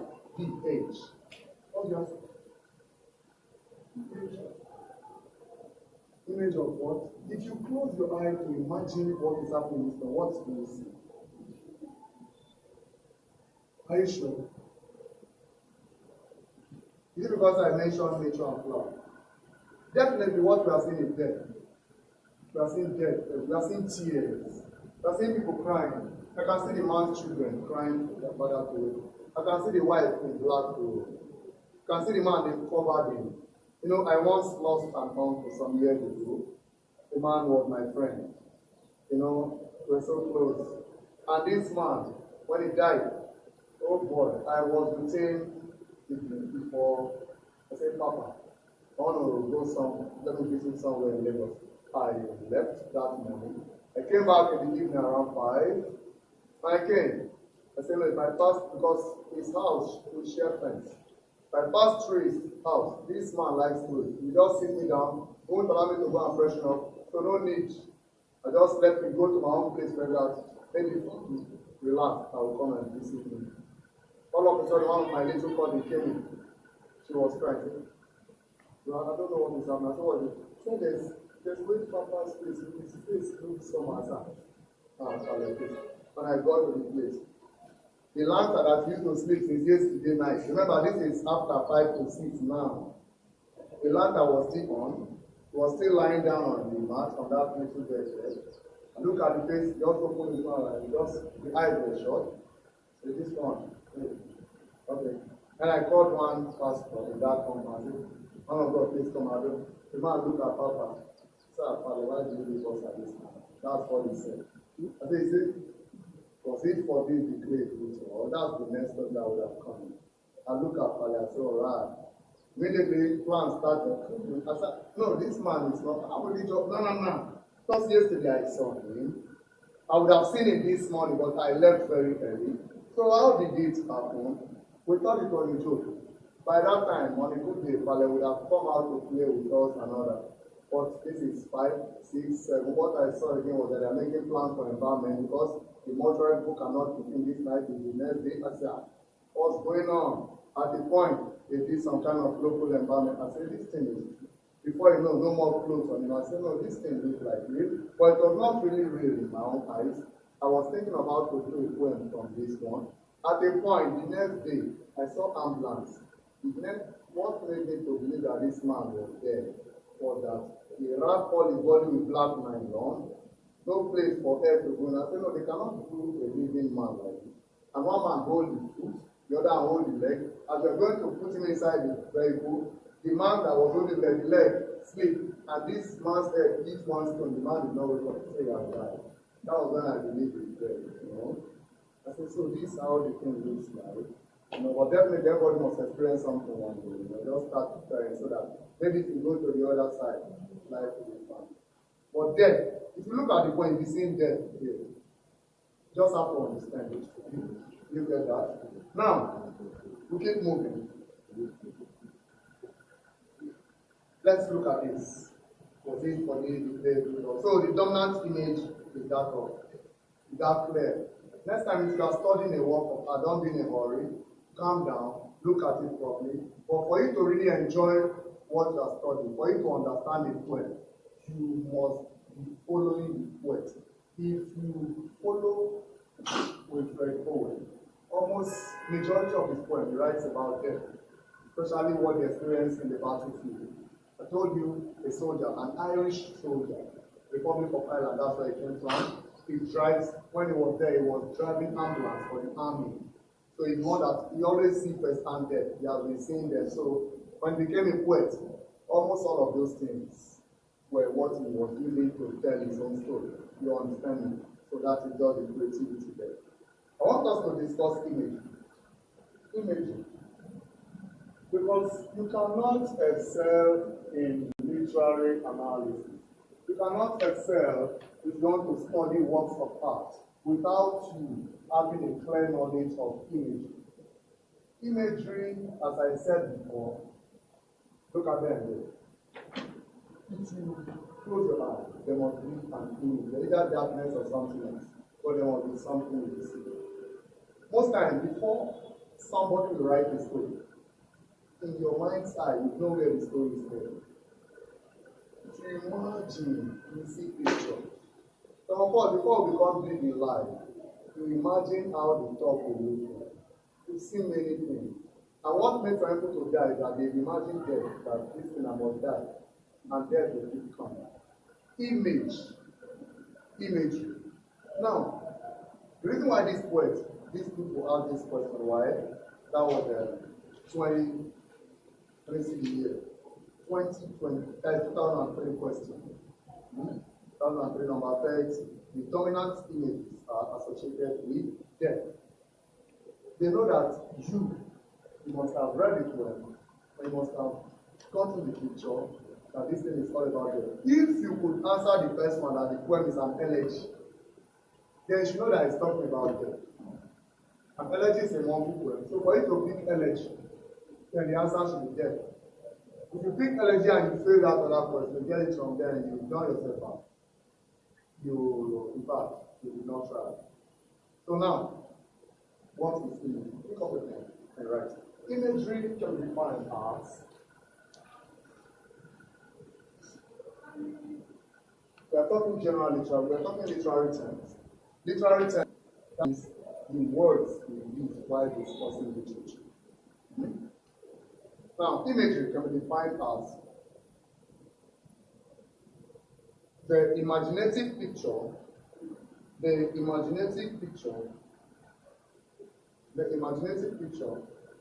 of what may not be concretely present. Imagery can be defined as the imaginative picture of what may not be concretely present.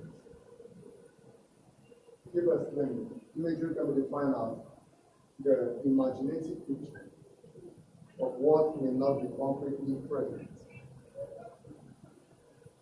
Imagery can be defined as the imaginative picture of what may not be concretely present. Imagery can be defined as the imaginative picture of what may not be concretely present. So, it is the mental picture. It is the mental picture. It is the mental picture. It is the mental picture. Some of you are too lazy to write.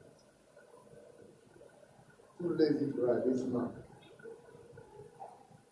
It is the mental picture created in the mind. Created in the mind. It is the mental picture created in the mind. mental picture created in the mind.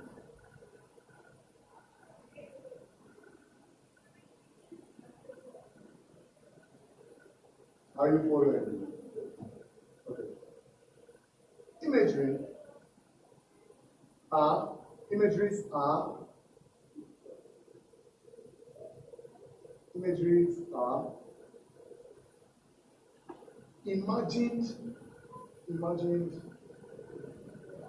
imagined items. Imageries are imagined items seen with the mind's eye. Imageries are imagined items seen with the mind's eye.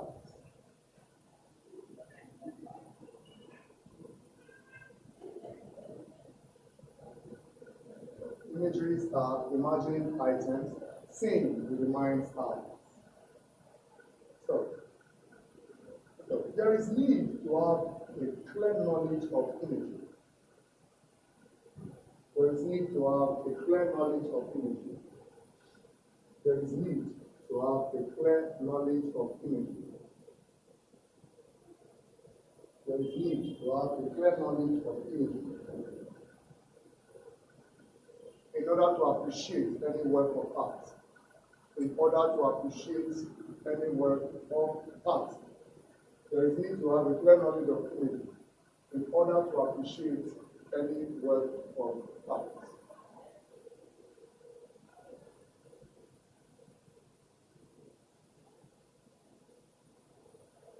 So, having good knowledge of imagery, having good knowledge of imagery, having good knowledge of imagery makes a reader or audience, having good knowledge of imagery makes a reader or audience, having good knowledge of imagery makes a reader or audience see through the eyes of the author, see through the eyes of the author. Makes the reader see through the eyes of the author.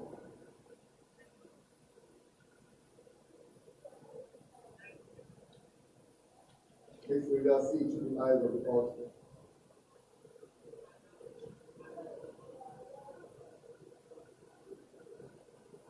So it will also make such reader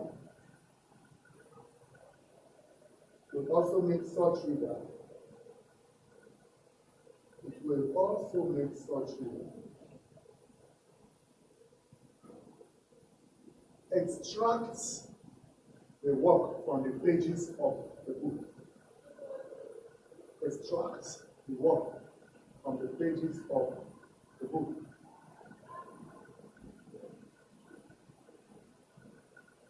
And make them tangible by giving them life, and make them tangible by giving them life, and make them tangible by giving them life.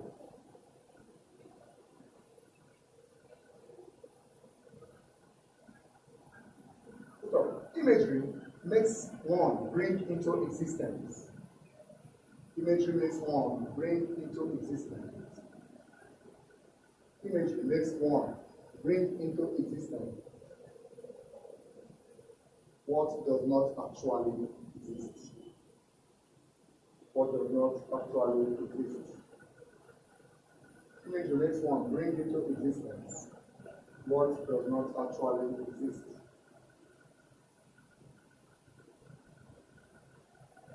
Imagery makes one bring into existence what does not actually exist.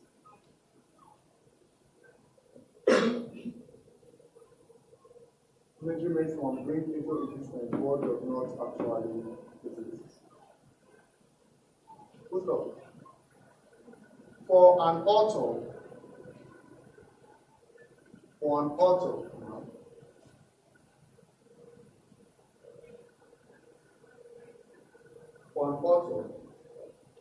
imagery helps him know the direction the story will take. Imagery helps in know the direction the story will take.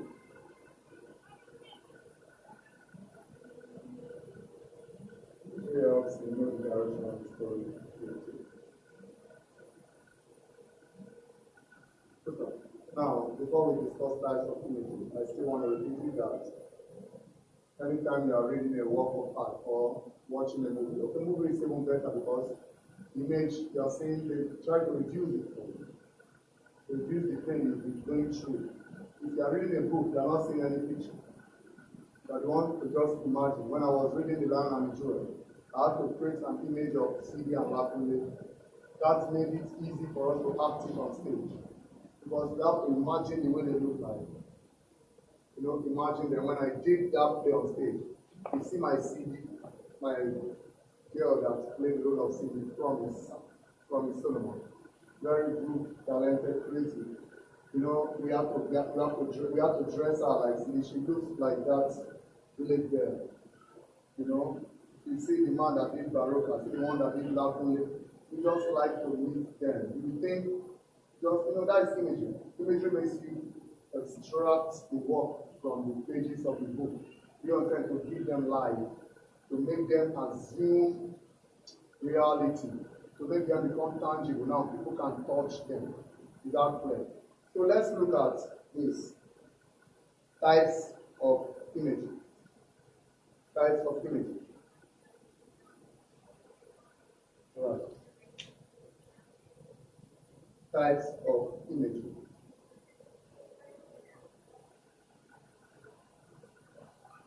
Types of imagery. We'll be looking at different types here. Now, I have this.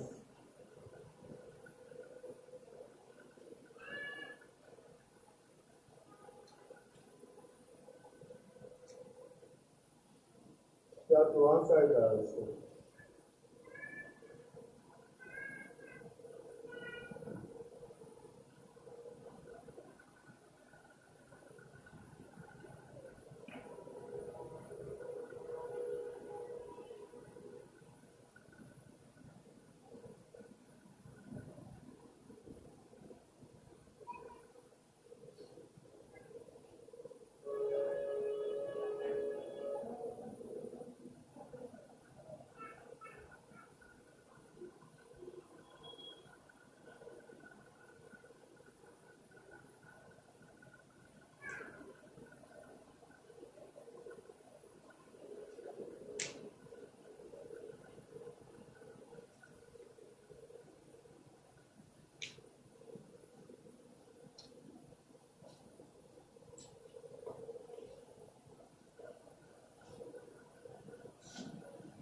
Following me. Let me ask you. All this. All this. Yeah. All this. Yours. Okay.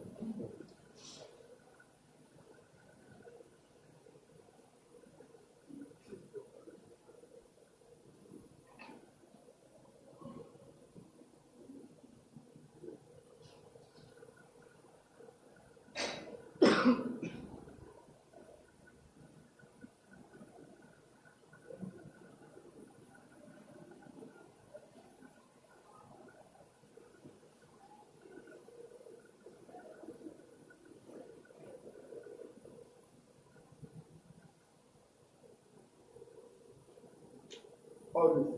So, all right.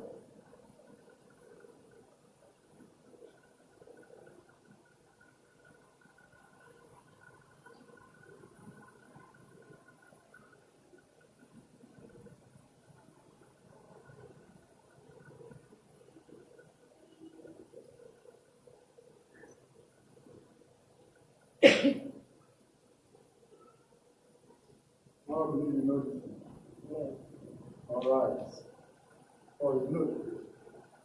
I want to build a picture in your mind. So that it will be easy. Mm.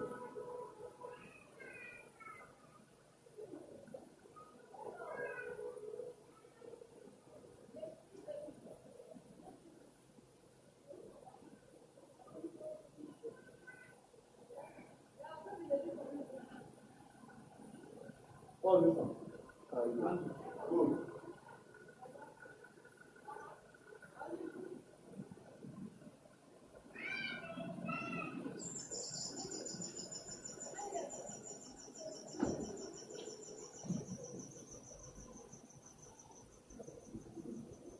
You know this one? All right.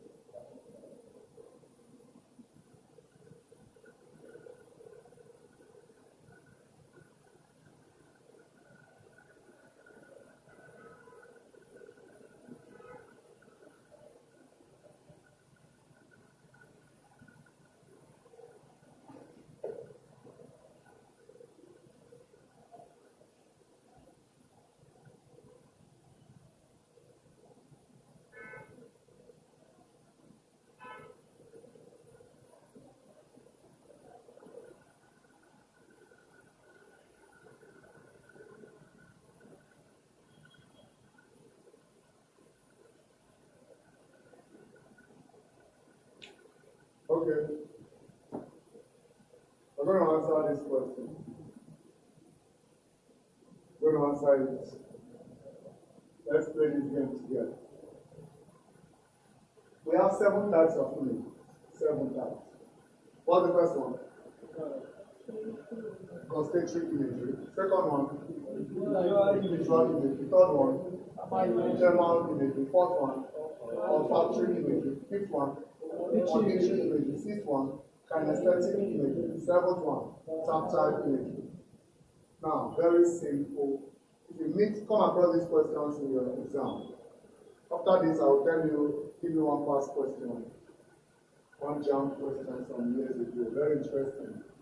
Now, you check now. As all of these are, for instance, olfactory imagery, this is an image of sight, which is wrong. I'm just trying to mislead you for now. Don't want to give you the answer, you leave that yourself.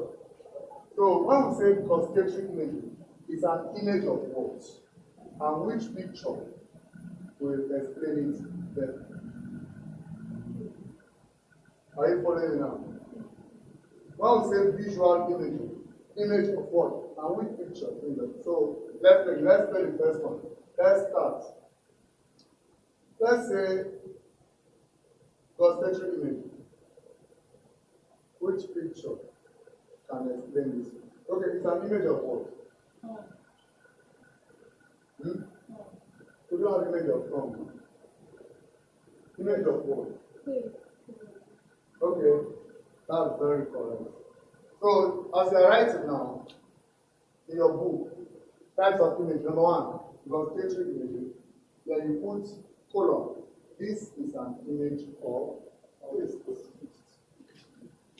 How does it happen? Here, I can't say much, but the sweetness of your words has really affected me. Words don't have taste, or you don't get the point. But with the beauty of literature, we make words to taste good. So if you see that kind of line, The sweetness of your word is making me happy. He will ask you in exam, which imagery is used in this line? The answer is God's statue image. Image of taste. Are you following me now? That's the idea. Some people say, my darling, you are so sweet. How? She's eating sugar or it's tasting salt. Is it tasting salt? Because these are imagery. We use them every day, but we don't know what to call them. That's imagery. Life is sweet. How? Have you eaten like bread and life is sweet? It appears a bitter day. How? These are images. Gustatory image. Alright. Number 2. Visual imagery is image of what? Image of sight. So this is gustatory. What is that I get to? This one is visual. Most time, I think that is what they want us to see. If you are watching TV, you want to advertise Maggi, you want to advertise some fancy. If you see the picture of the food on screen, you try to imagine the way it will taste. Many years ago, when in primary, secondary school, the clocks 2 o'clock, and they pick the place. Try to imagine the way that the Lord tries to be tasting and get to decide there's some of us as we are running home. As we get to the house, the taste, the image of taste will change to another image. And it will change to this one. As you are getting to the compound, without smelling everything, you say, oh, the Lord is good. Now, the next one, thermal image. It's an image of what? Thank you. Thermal is associated with heat. So that is this one. If you want to experience thermal imaging, go and read Dr. Faustus. Read the book. Or you try and read the book of Revelation in the Bible. You read it, you see thermal imaging. Oh boy, at a point, you will see F5. Imagine the way the heat will look like. In those days that you watch all those Jesus Christ movies, you see people going inside hellfire. Then you start to imagine. If they give you some of those type of messages, like you don't give your life to Christ, you go on down, go to hell. Imagine the way the thing will pain you. Because they will see how they, if you watch some movies, see how they burn people to death and all that. Imagine the way it will look like. One of my friends, there was a time he had a fire burn. So painful. Trying to read at night. He was reading and the lamp was going dim. Tried to put kerosene. I'm not saying that I was going to well. Before you see fire, very dark boy. But if you see what I did to all this, although today won't know if anything happened to him again. Then just last week or 2 weeks ago, I was in Lagos. I met with one of my students. She's a caterer. I saw her. I said, what happened? You see her face, see all her hand everywhere. She was like this. It was no issue. I was using gas, and all of a sudden, I went to the bedroom. As I came back, I went to the house. I did not see fire, but I was hearing the sound of the gas. I just had to turn it off. I said, okay, maybe the fire went off. I turned it off immediately. I just put the light in everywhere, just caught fire. So when you turn it off, you have just waited for many hours. Let that smell die. You see our body. You see everything. So when I was looking at, I was imagining how the fire will look like. I just imagined the heat. So by the time you say, wow, this place is cold. This place is cold. Maybe the party is hot. I think, wow, this place is burning, real hot. And there's AC. Everywhere is cool. Because that thing is called thermal image. When you say it, without you seeing it, imagine it. It's image. You understand? Now, go for the next one. The next one is olfactory. Beautiful. Olfactory deals with your nose field. So olfactory imagery is an image of smell. This one is another condition. And just get to the moment can just come back. You see all of you and me. Hey, what I can smell crime. Crime. But we speak it. When you say such a thing, it's image. I can smell problem. That's image. Problem does not speak. Is that clear? If you have a friend, and your friend has traveled 10 years ago, and you go back to you try to look at everywhere, you check the wardrobe, and you find a handkerchief. Handkerchief that you have watched more than 20 times, and you're like, okay, it's not smelling. Just want to imagine. And you call out, see that I'm missing. I cannot forget the smell of your cologne. I'm just in front of your place right now. Give you the smell of your cologne. The way your perfume smells is still here. What are you telling me? Just try to imagine. That's just imagination. There's another one. What's the next one? Auditory image. That's image of what? Image of sound.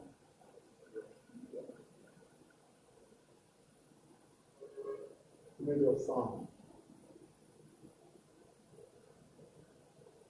Auditory imagery is an image of sound. This one is very common. Very common. But okay, there are some. I will not use my example. But you know what? You just come and tell. That's why people that can tell like, you just think. I said, you know, yesterday, I was just standing here, and I felt my leg more than talking to me. Like, okay, you were just trying to cross imagination. I heard that, but if I take my voice out, the video, so she was just here talking to me. You see that? Even some of you have not repented, you are big sinners. You've not given your life to Christ. And you say, God spoke to me this morning. You say, what? You that you cannot, like, you've not even, I was calling this morning, the Lord spoke to me. In fact, He spoke to me, I can still hear it. How? The Lord spoke to this imagination. Just write the imagine. But what you imagine, you are trapped to a large extent, but it's based on imagery. Then, that's how they'll set the question. You understand? You can just be looking at your exam question. As I stepped into the house, the scream woke me up. Which image is there? It's auditory. Because scream deals with sound. They will set the questions in a way that is very easy for you to understand. They are not difficult. You understand? So just bear it in mind. So auditory images and image of sound. See that. What about kinesthetic image? Image of motion. Thank you. So kinesthetic image of motion. Example. You want to get this example, just hold on to the end of 2025. And you go to the churches and all that, the pastor will tell you. As I'm looking at you, step into your 2020, you move, and you are still there.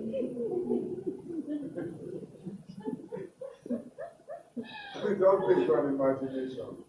The worst one is you people that are highly spiritual.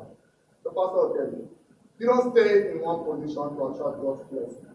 Now, leave your seat and go to the next. The seat, you have heavy. You are living heavy. And this person has a child. You are stepping in. How will you explain that? You should be very careful the way you move. You try. You want to imagine you are moving. And as you are moving, you are giving yourself double trouble. You see, be very careful. At times, watch the person carefully. This person has a problem of he has poverty in his life. He's trying to say, God, you can just make me like this man. This man, yes, the kind of guy goes to church this man. I want to be like this. And you want to move this position. You want to enter it, and the man says, the pastor, now, leave your seat. Move forward. And you that you are okay, you move forward and you stand there. Don't worry, that's your problem. That person now, I'll do it. Double portion. So image of motion. You see, and then there is one, the next one. Tactile image. Yes. Image of touch. Tactile imagery, image of touch. This one is another big one. Don't be telling lies. You know it's not true. Don't tell lies. You know the lies? Somebody touched me. Somebody touched my soul. Not even my body. Try to imagine how. When I was praying to my Father, I knew that you need the one who has something that is not good, and somebody touch your soul. Imagine. May God have mercy. But it's good if you are highly connected to the divine, to your God, you have this strong connection. Definitely you touch your soul, because the one that happened to Samuel in the Bible, it's not just auditory image. Somebody actually called, or you don't understand. It depends on your connection. That is when the call will come. That's when the touching will come. You understand? But be careful when you do some of these things. Then this question came out in this past question. Let me ask you this one. Moron told you by, I think, Leo Shunda, he wrote the book. Moron told you, I didn't tell you something. It's Leo Shunda. Moron told you the title. And they brought an extract out. They said, my song is the root, touching other root in a covenant below the vertical. And the underlying touching other root. They said the underlying expression illustrates dash image. What's the answer? Tactile. Very simple. It's not difficult. But if you don't know, tactile will sound strange. So what? What's going on? Is it touching other root? Is it visual? Is it? No, I have to see touching other root. You see touching. That's wrong. So just be careful when you are doing some of these things. We are still looking at general literary terms. I want to touch as many as I can, so that if you too, you are studying, you won't forget. Now look at what I've taught you to, especially this one. If you are a normal human being, you don't need to forget anything. That's why I have to do that for it to remain in your mind's eye forever. You understand? That is just the idea. If you forget this name, do not forget the big eyes looking at you. Do not forget the big ear, that the nose and the tongue. I never knew I was such a good artist, but let's move on. Thank you. Thank you. Aha.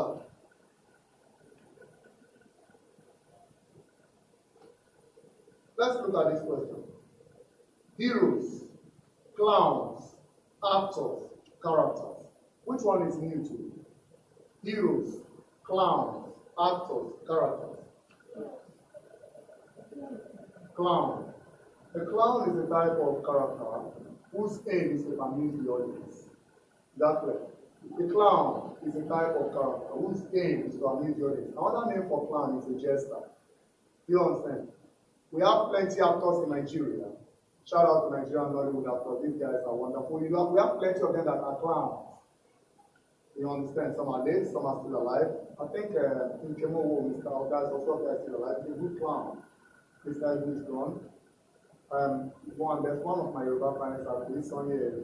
This guy has marked like this. Short man. The guy is very good. He make you laugh. That's my finest actor in the Yoruba movie industry. That is, he's a clown. He's also a serious actor. That is something that they call him. He can do clown for you, and he can also do serious things for you. I think one of the finest. You know, shout out to him. Don't worry, you can hear me very soon. So we have these guys. They are clowns. So a clown does not mean they are stupid guys. They are just trying to make up. Mr. Bean in Hollywood, another fine actor too, fine clown too. Eddie Murphy can also double as a clown. You give him a chance. He's very good too. You know, we have them everywhere. All right. So the persons created or presented in the literary work are, what do we call it? A, heroes. B, clowns. C, actors. D, characters. Clowns.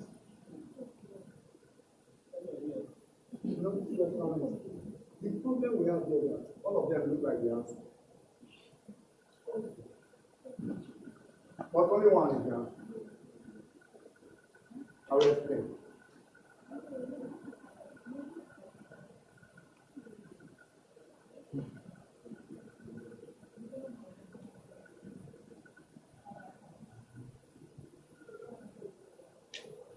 The persons created or presented in a literary work are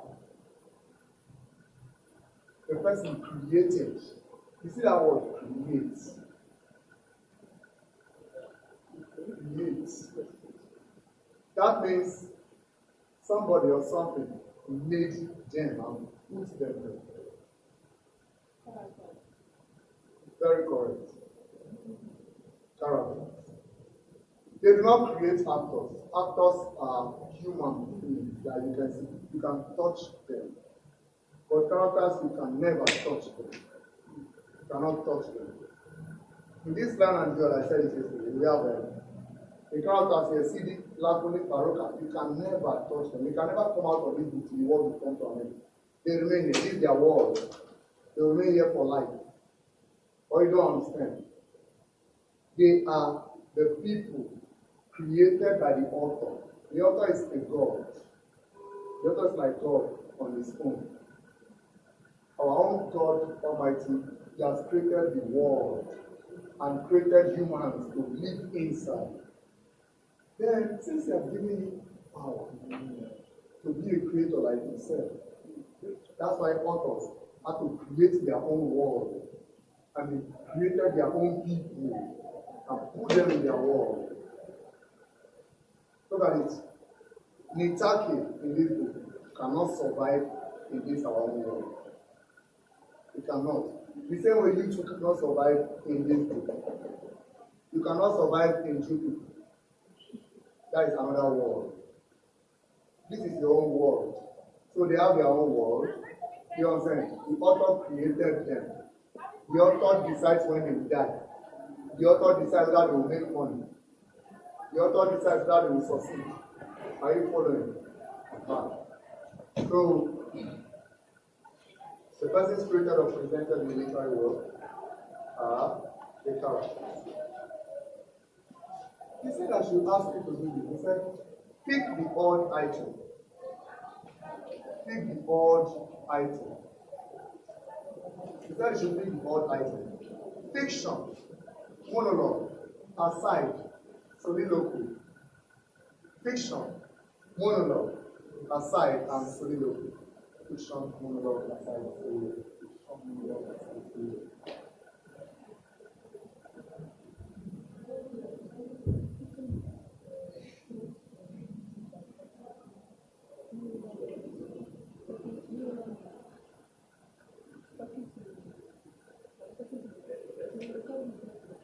Fiction, monologue, aside, soliloquy. Which one is the odd one? You should know their meanings before you pick. So is there anyone here who don't know their meaning? Because you know their meaning, it will be very easy for you to answer the question. I'm not clear. I don't know. I'm not clear with the monologue.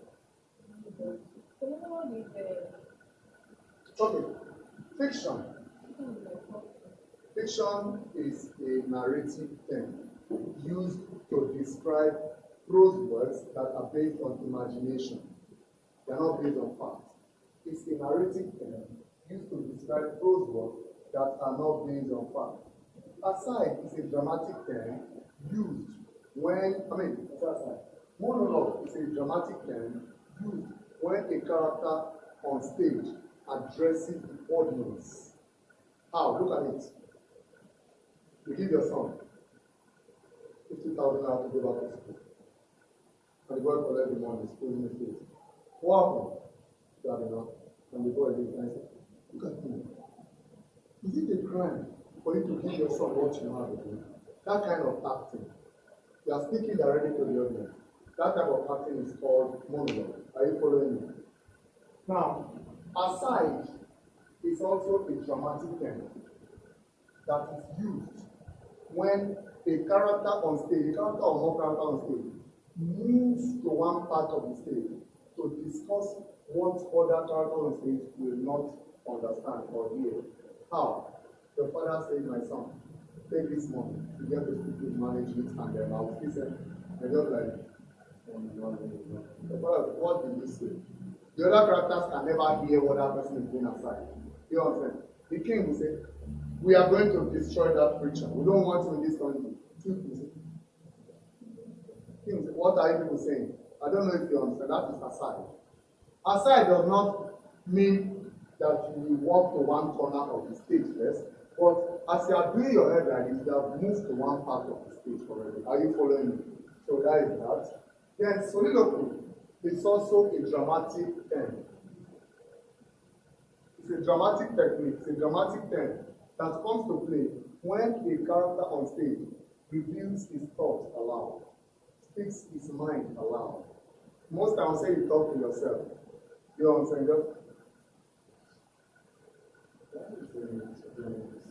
You are saying it. As you are saying it, other people may hear, but it is not for their own consumption. You are not talking to them. You are not even saying it for them to hear. You are saying it for the audience to know what you are going through. So, which one is the order? Fiction, because fiction is a narrative term. Others are dramatic term. Good.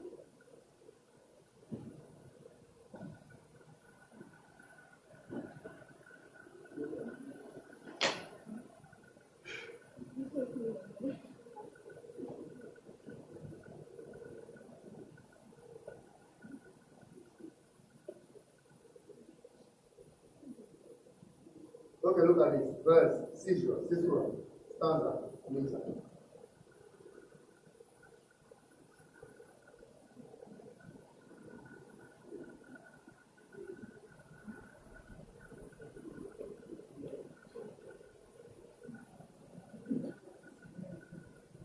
Verse, Caesura, stanza, meter.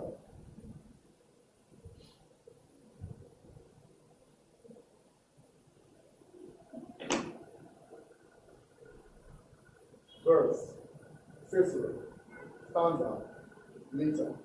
Verse, Caesura, stanza, meter. And the question says, a group of lines separated from other groups in a poem is known as what? A group of lines separated from other groups in a poem is known as what? Stanza. That was very correct. Is there anyone you need to know their name? Huh? Caesura. Caesura is a poetic term. That way.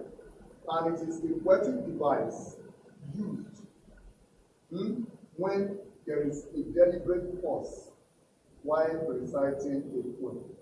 As you are reading your poem, you pause a little. There is some lines, you come with some lines, some words, and you relax. For instance, who sat and watched my name until when sleeping on my bed. Until I was with my fashion share my mom. When the hands be definitely, as you relax a little, that's your brief time, that your small relaxation is Caesura. You know what I'm saying? You rest a little. So, verse is another word for poetry. That's verse. We have rhyme verse, we have free verse, we have the grand verse. We talk about it, different types of verses. The meter.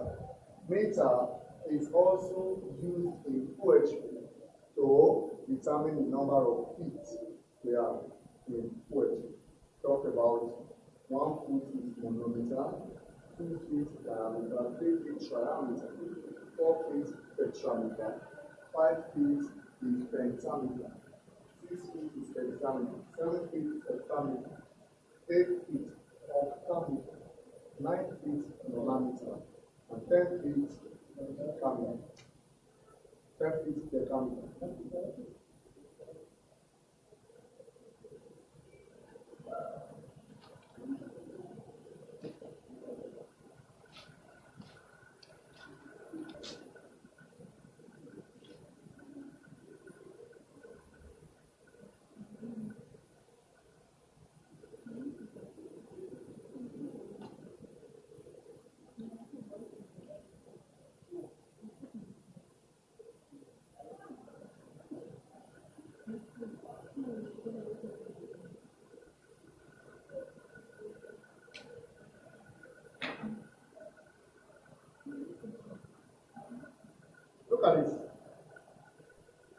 Dialogue is the prominent feature of what? Dialogue is the prominent feature of what? Option. Dialogue is the prominent feature of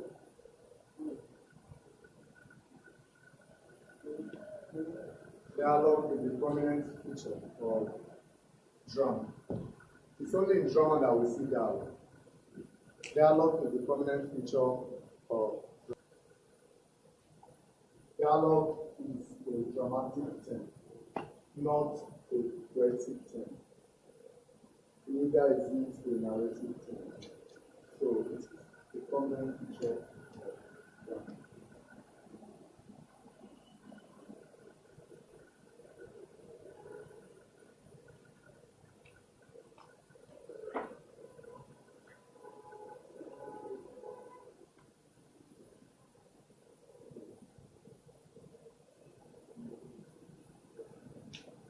They said, pick the odd item.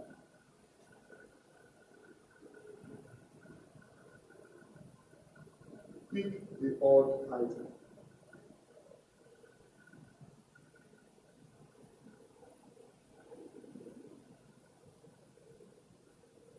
Which one is not worth for you? Comedy, drama, poetry, and prose.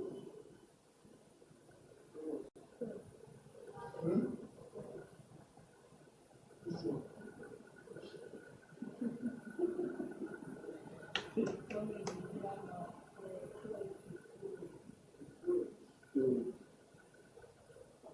The odd item is comedy.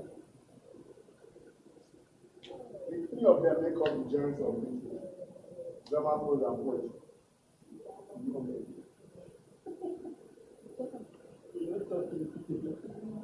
We have the three genres of literature: drama, prose, and poetry. Comedy is a type of drama.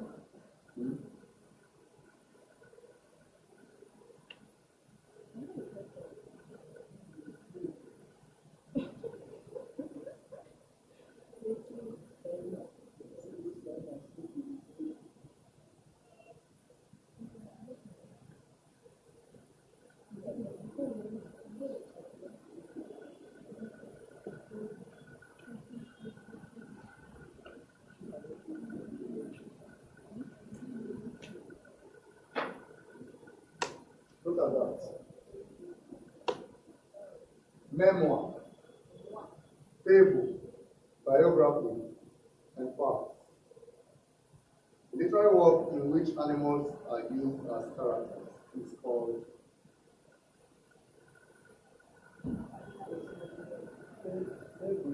thank you. See, I do say that this man, my student,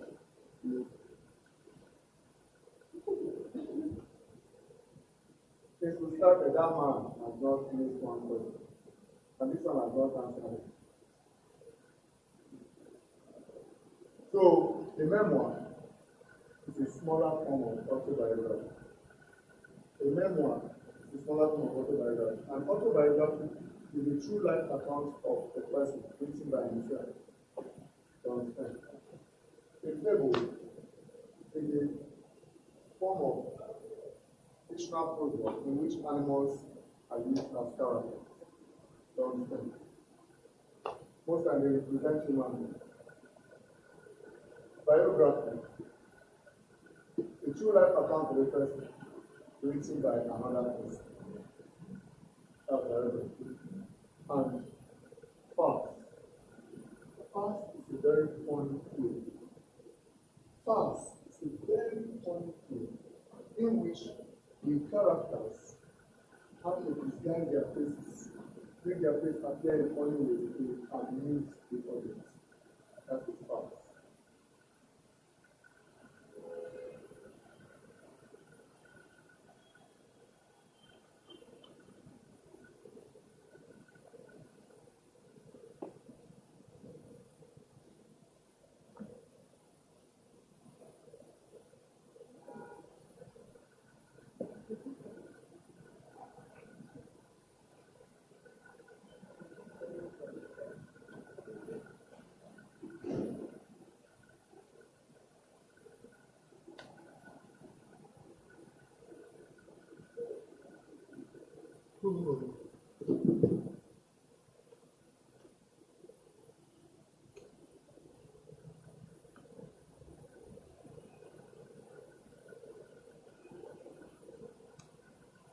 Flat character, heroine, round character, and plan.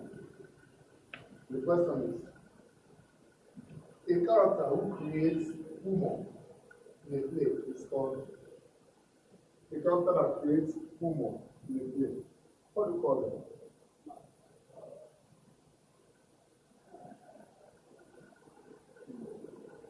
A character who creates humor in a play. How? Humor means to make people laugh.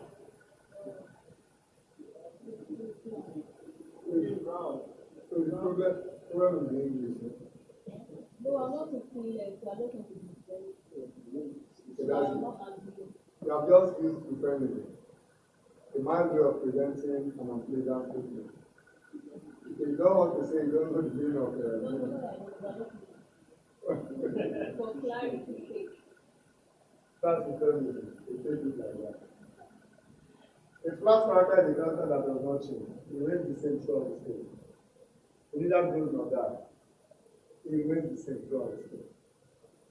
A heroine is the main female character in the story. Round character is the opposite of flat character. While a flat character is a static character, the round character is a dynamic character. You cannot understand the round character. You cannot even see what is inside. You don't know who he is. You don't know whether he will die in the story, whether he will succeed or whether. You don't know. But the flat character will know that it must be a great man from the beginning to the end. So it's to just open it. Do you understand? So, for the clown, it's a very funny character. I just mentioned it's amazing. The clown is a very funny character in fact, the plan of the clown is to amuse the audience. And now, you know that another name for clown is a jester.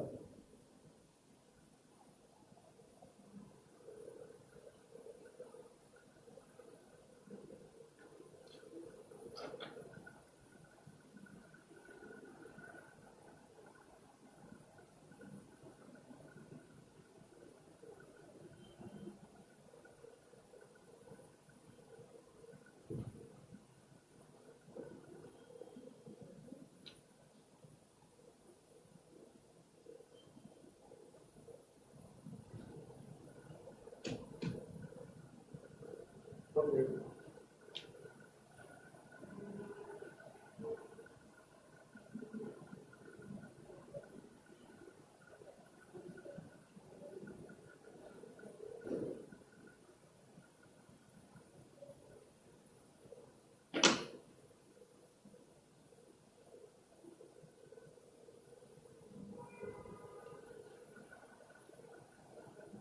A short, witty statement in poetry can still catch. A short, witty statement in poetry. When a statement is witty, the statement is reasonable, sensible. The statement has lots of sense in it. So the short, witty statement in poetry is what?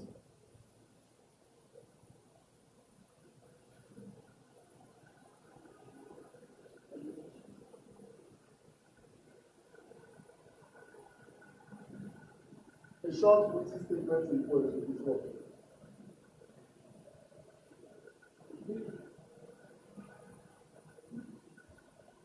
See, that you don't know an answer to a question does not mean you just take the one that is not the answer and give it to you. I've explained elegy here. Why not? We said before we're talking about our dead school. Elegy is a term that must be there. I've explained ode. I've explained ode. Ode is a poem that I use to address someone with some elements of praise. Then lyric, I'll explain lyric. Lyric is a poem that represents in form of a song. But epigram is a short, witty remark. Short, witty statement. That is a short statement that has lots of sense, lots of meaning in it. That is epigram.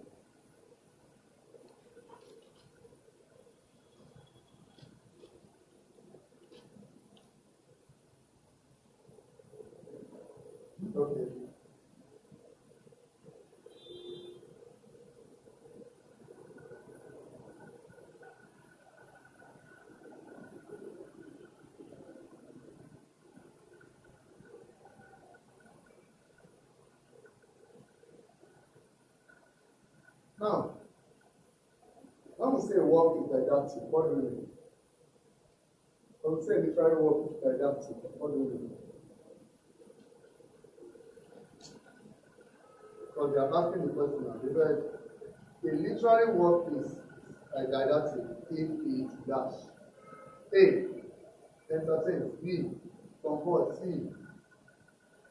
Retrieve. Then D. Teaches. So what's the answer? Literary work is didactic when it is. When it does work. When will you say literary work is didactic? Yes, it teaches moral lesson. But just look at this one again.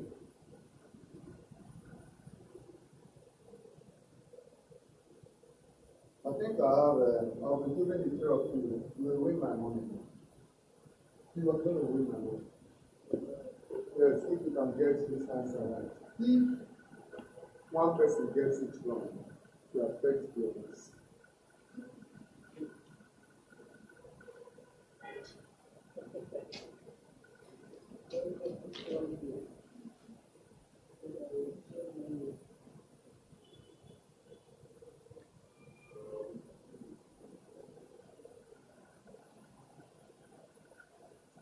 The question is this.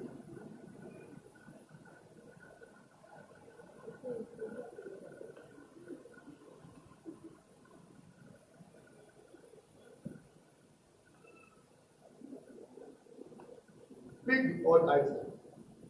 Pick the odd item. You don't know. You're wrong. Pick the odd item. One, elegy written in the country church. Elegy written in the country church. Number two, Ulysses. Ulysses. No coffin, no grave. Ode to the west wind. All of them, they are types of, they are works of art. No coffin, no grave, written by Jared Anglia of Kenya. So, answer the question now. Who is the right one? Elegy written in the country church. Ulysses.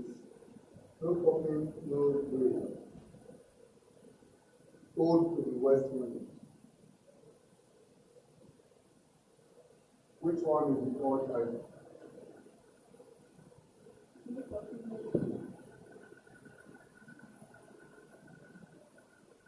One, elegy written in the country church. B. Ulysses. C. No coffin, no grave. D.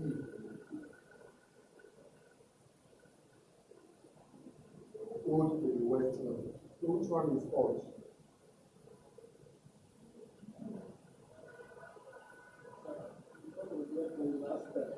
No.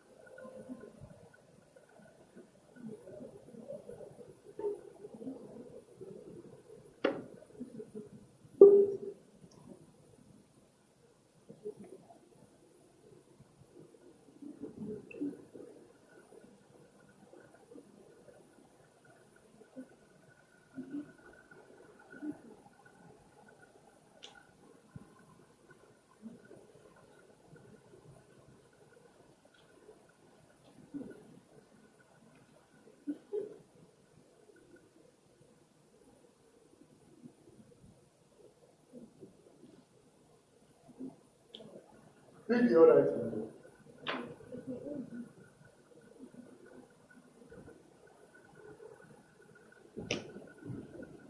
Pick the odd item. None of them are works of art. fact, all of them are poems.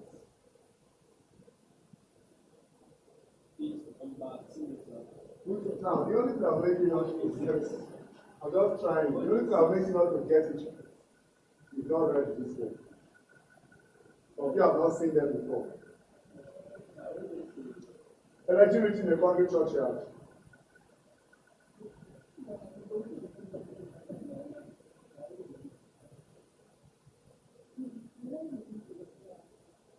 Ulysses is a poem written by Forrest Smith, Alfred Edward Houseman.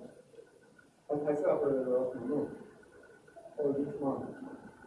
Alfred Lord Tennyson. Alfred Lord Tennyson wrote Ulysses. Alfred Lord Tennyson wrote Ulysses.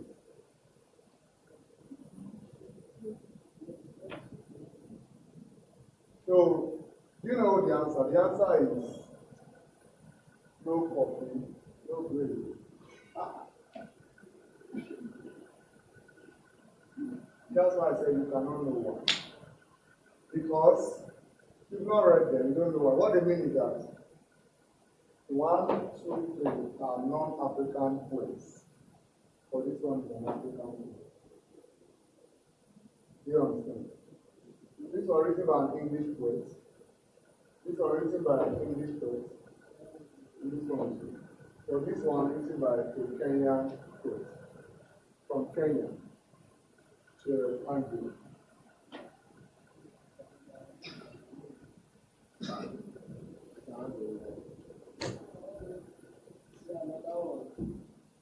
I didn't want them to read my mind.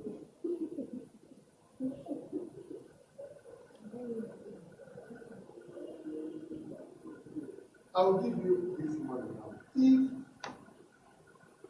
you can answer this question before I finish reading the question. And I will not give option.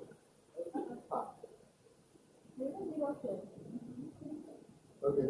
A poem that expresses grief over the death of a notable figure in society is. Stop now before I say dinosaur. You know that now we are finished reading the question, so no more chance for you. A poem that expresses grief over the death of a notable figure in society is known as.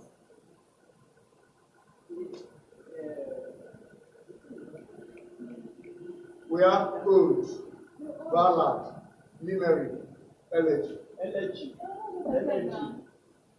I said, say it well.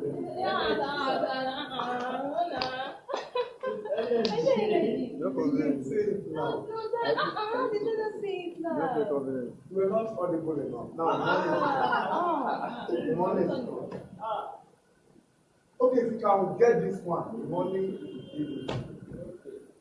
Right.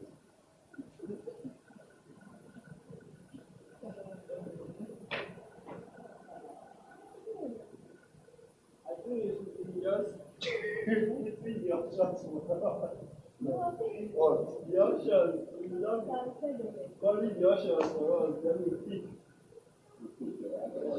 Oh, we did that.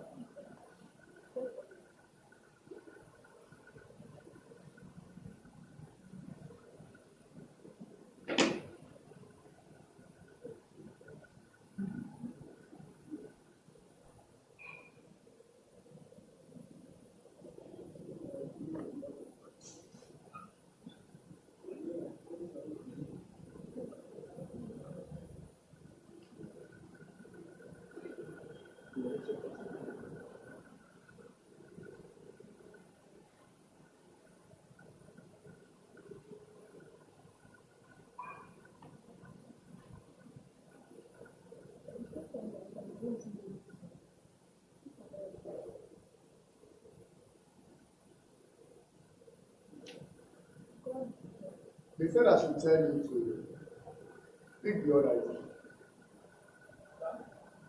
Pick the other item. Pick odd item.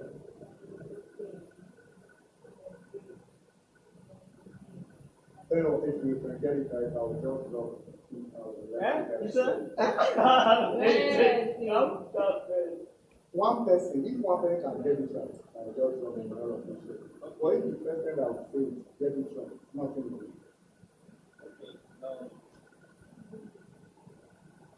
The question, like, you didn't tell us how. The question is, pick the odd item.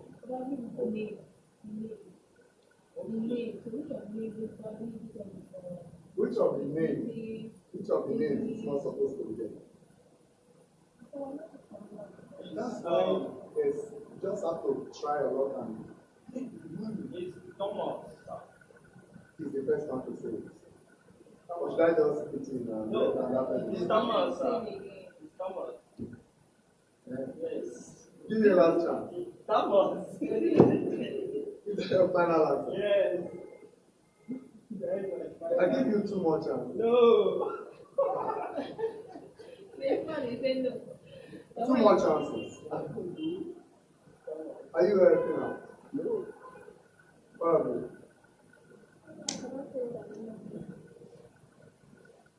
The answer is Daniel Biko. Let me explain. Why you don't talk when I say? The 3 of them are non-African poets. Thomas Gray is a non-African poet. He wrote elegy written in a country churchyard. Are you following me? John Donne. Why you don't assist? Oh, listen. John Donne is a non-African poet. You understand? One of his major poems, he wrote The Sun Rising. Video 2 on Rolling Sun, White House out on True Windows and Two Persons Colonels. Alfred Lord Tennyson, he wrote that poem, Ulysses, and he also wrote Crossing the Bar and other poems. But Daniel Defoe is a non-African novelist. He wrote a very powerful book titled Robinson Crusoe and Adventure. The book is a travelogue and at the same time an adventure. So that's that. Now, I want to do this. So I'm giving this question, this poem, and I'll ask 5 questions from the poem.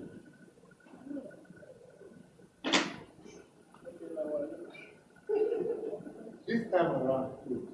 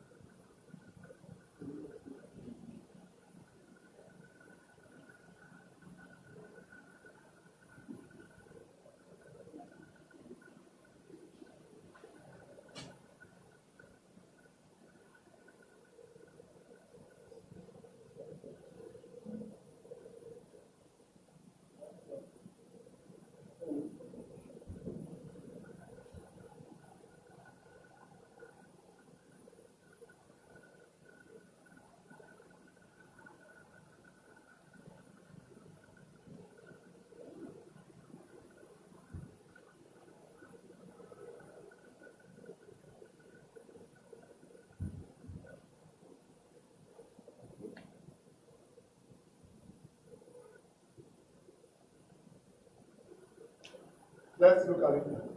Singing sweet, smooth song all the time, with which to bring solution in the shrine. Because it's time to come is now. Because me, my turn has come to bow out of this place to rest my head. Get the point? Get the gist?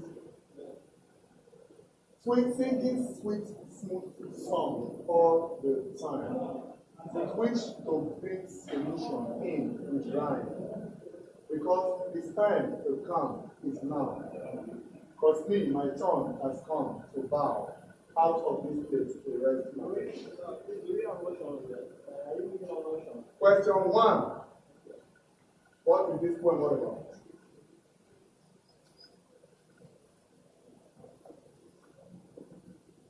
I'll count 5. I count 5. No, explain the song. Singing sweet, smooth song all the time, with which to bring solution in with rhyme.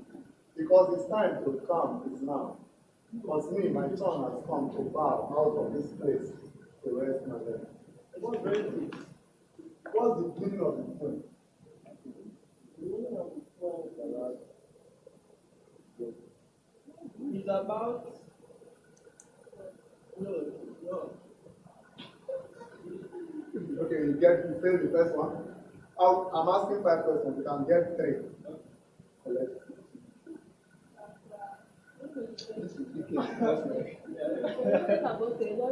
Number 2.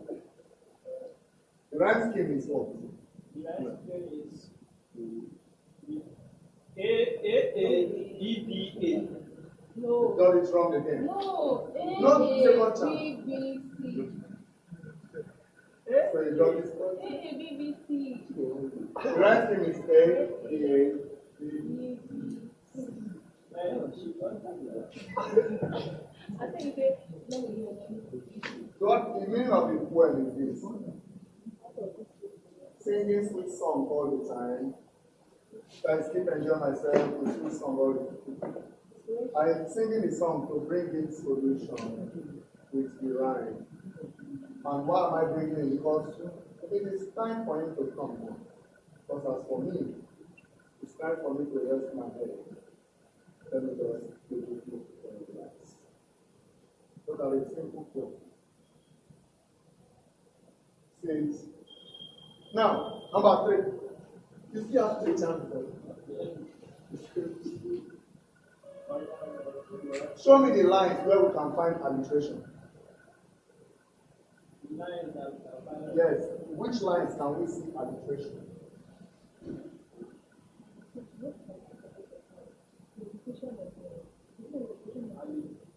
Which lines can we find alliteration?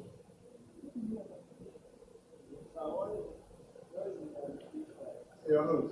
Addition is the division of the same consonant sound at the beginning of words in lines of words. Where can we find alliteration? Line. I start showing it to you. Then no more. Line.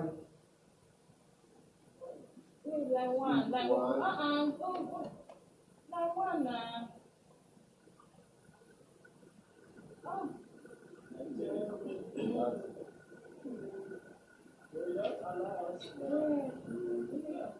Okay, to raise 2 now. You can get 2. You don't explain that. Yeah. 9,000 is not good. Look at this poem has 5 lines. So it stands out 5 lines. So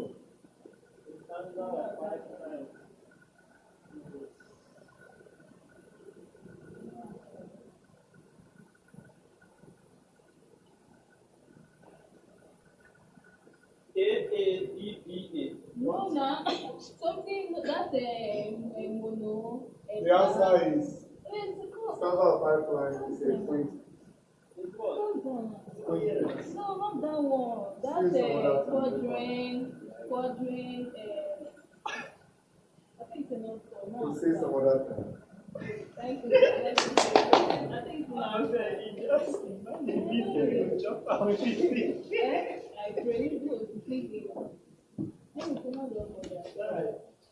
No, be that one. Well, you don't say. No, you say AABA. No, not that one. No, not that one. That one is not that one. That one they say, look we get you teach another one. Get one of get one of them. they can. Oh, all right. See, etc. See, etc. All right, viewers. As you can see, we have a break. We have a break. Mr. Chris Omajuwa is on break at the moment, and I'll be back shortly to continue. He's on break as we speak. Ladies and gentlemen, you are watching on YouTube, you are watching on Facebook, or TikTok, or Instagram. The moment we are now is the moment that our very own Chris Omajuwa is on break. He'll be back very soon to continue from here. Ladies and gentlemen, we are still here. Teach-A-Thon 2025 continues 220 hours of teaching literature in English. And the focus is analyzing literary terms. At the moment,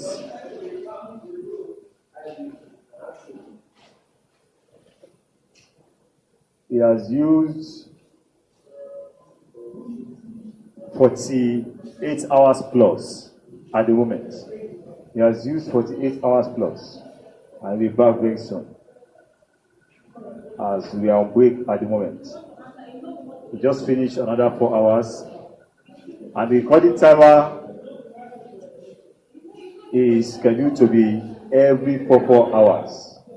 Every 4 hours, including 20 minutes rest. And that's how we have been operating this. As you can see, the timer, after which timer has reached the countdown of 1, then counting to 0 is returned back to 4 hours, 20 minutes. Ladies and gentlemen, we're coming back. As you can see, it has been a beautiful moment, a beautiful class, and a lecture that has been impactful, the teaching that has been impactful to students. And we use this opportunity to thank our supporters, the chairman of the local government, Wari South, also the other stakeholders, the supervisors, yes, the NYC and president. I also use this opportunity to extend our appreciation to the state governor, yes, here in Delta State. Ladies and gentlemen, we'll be back shortly as we are on break at the moment. Thank you.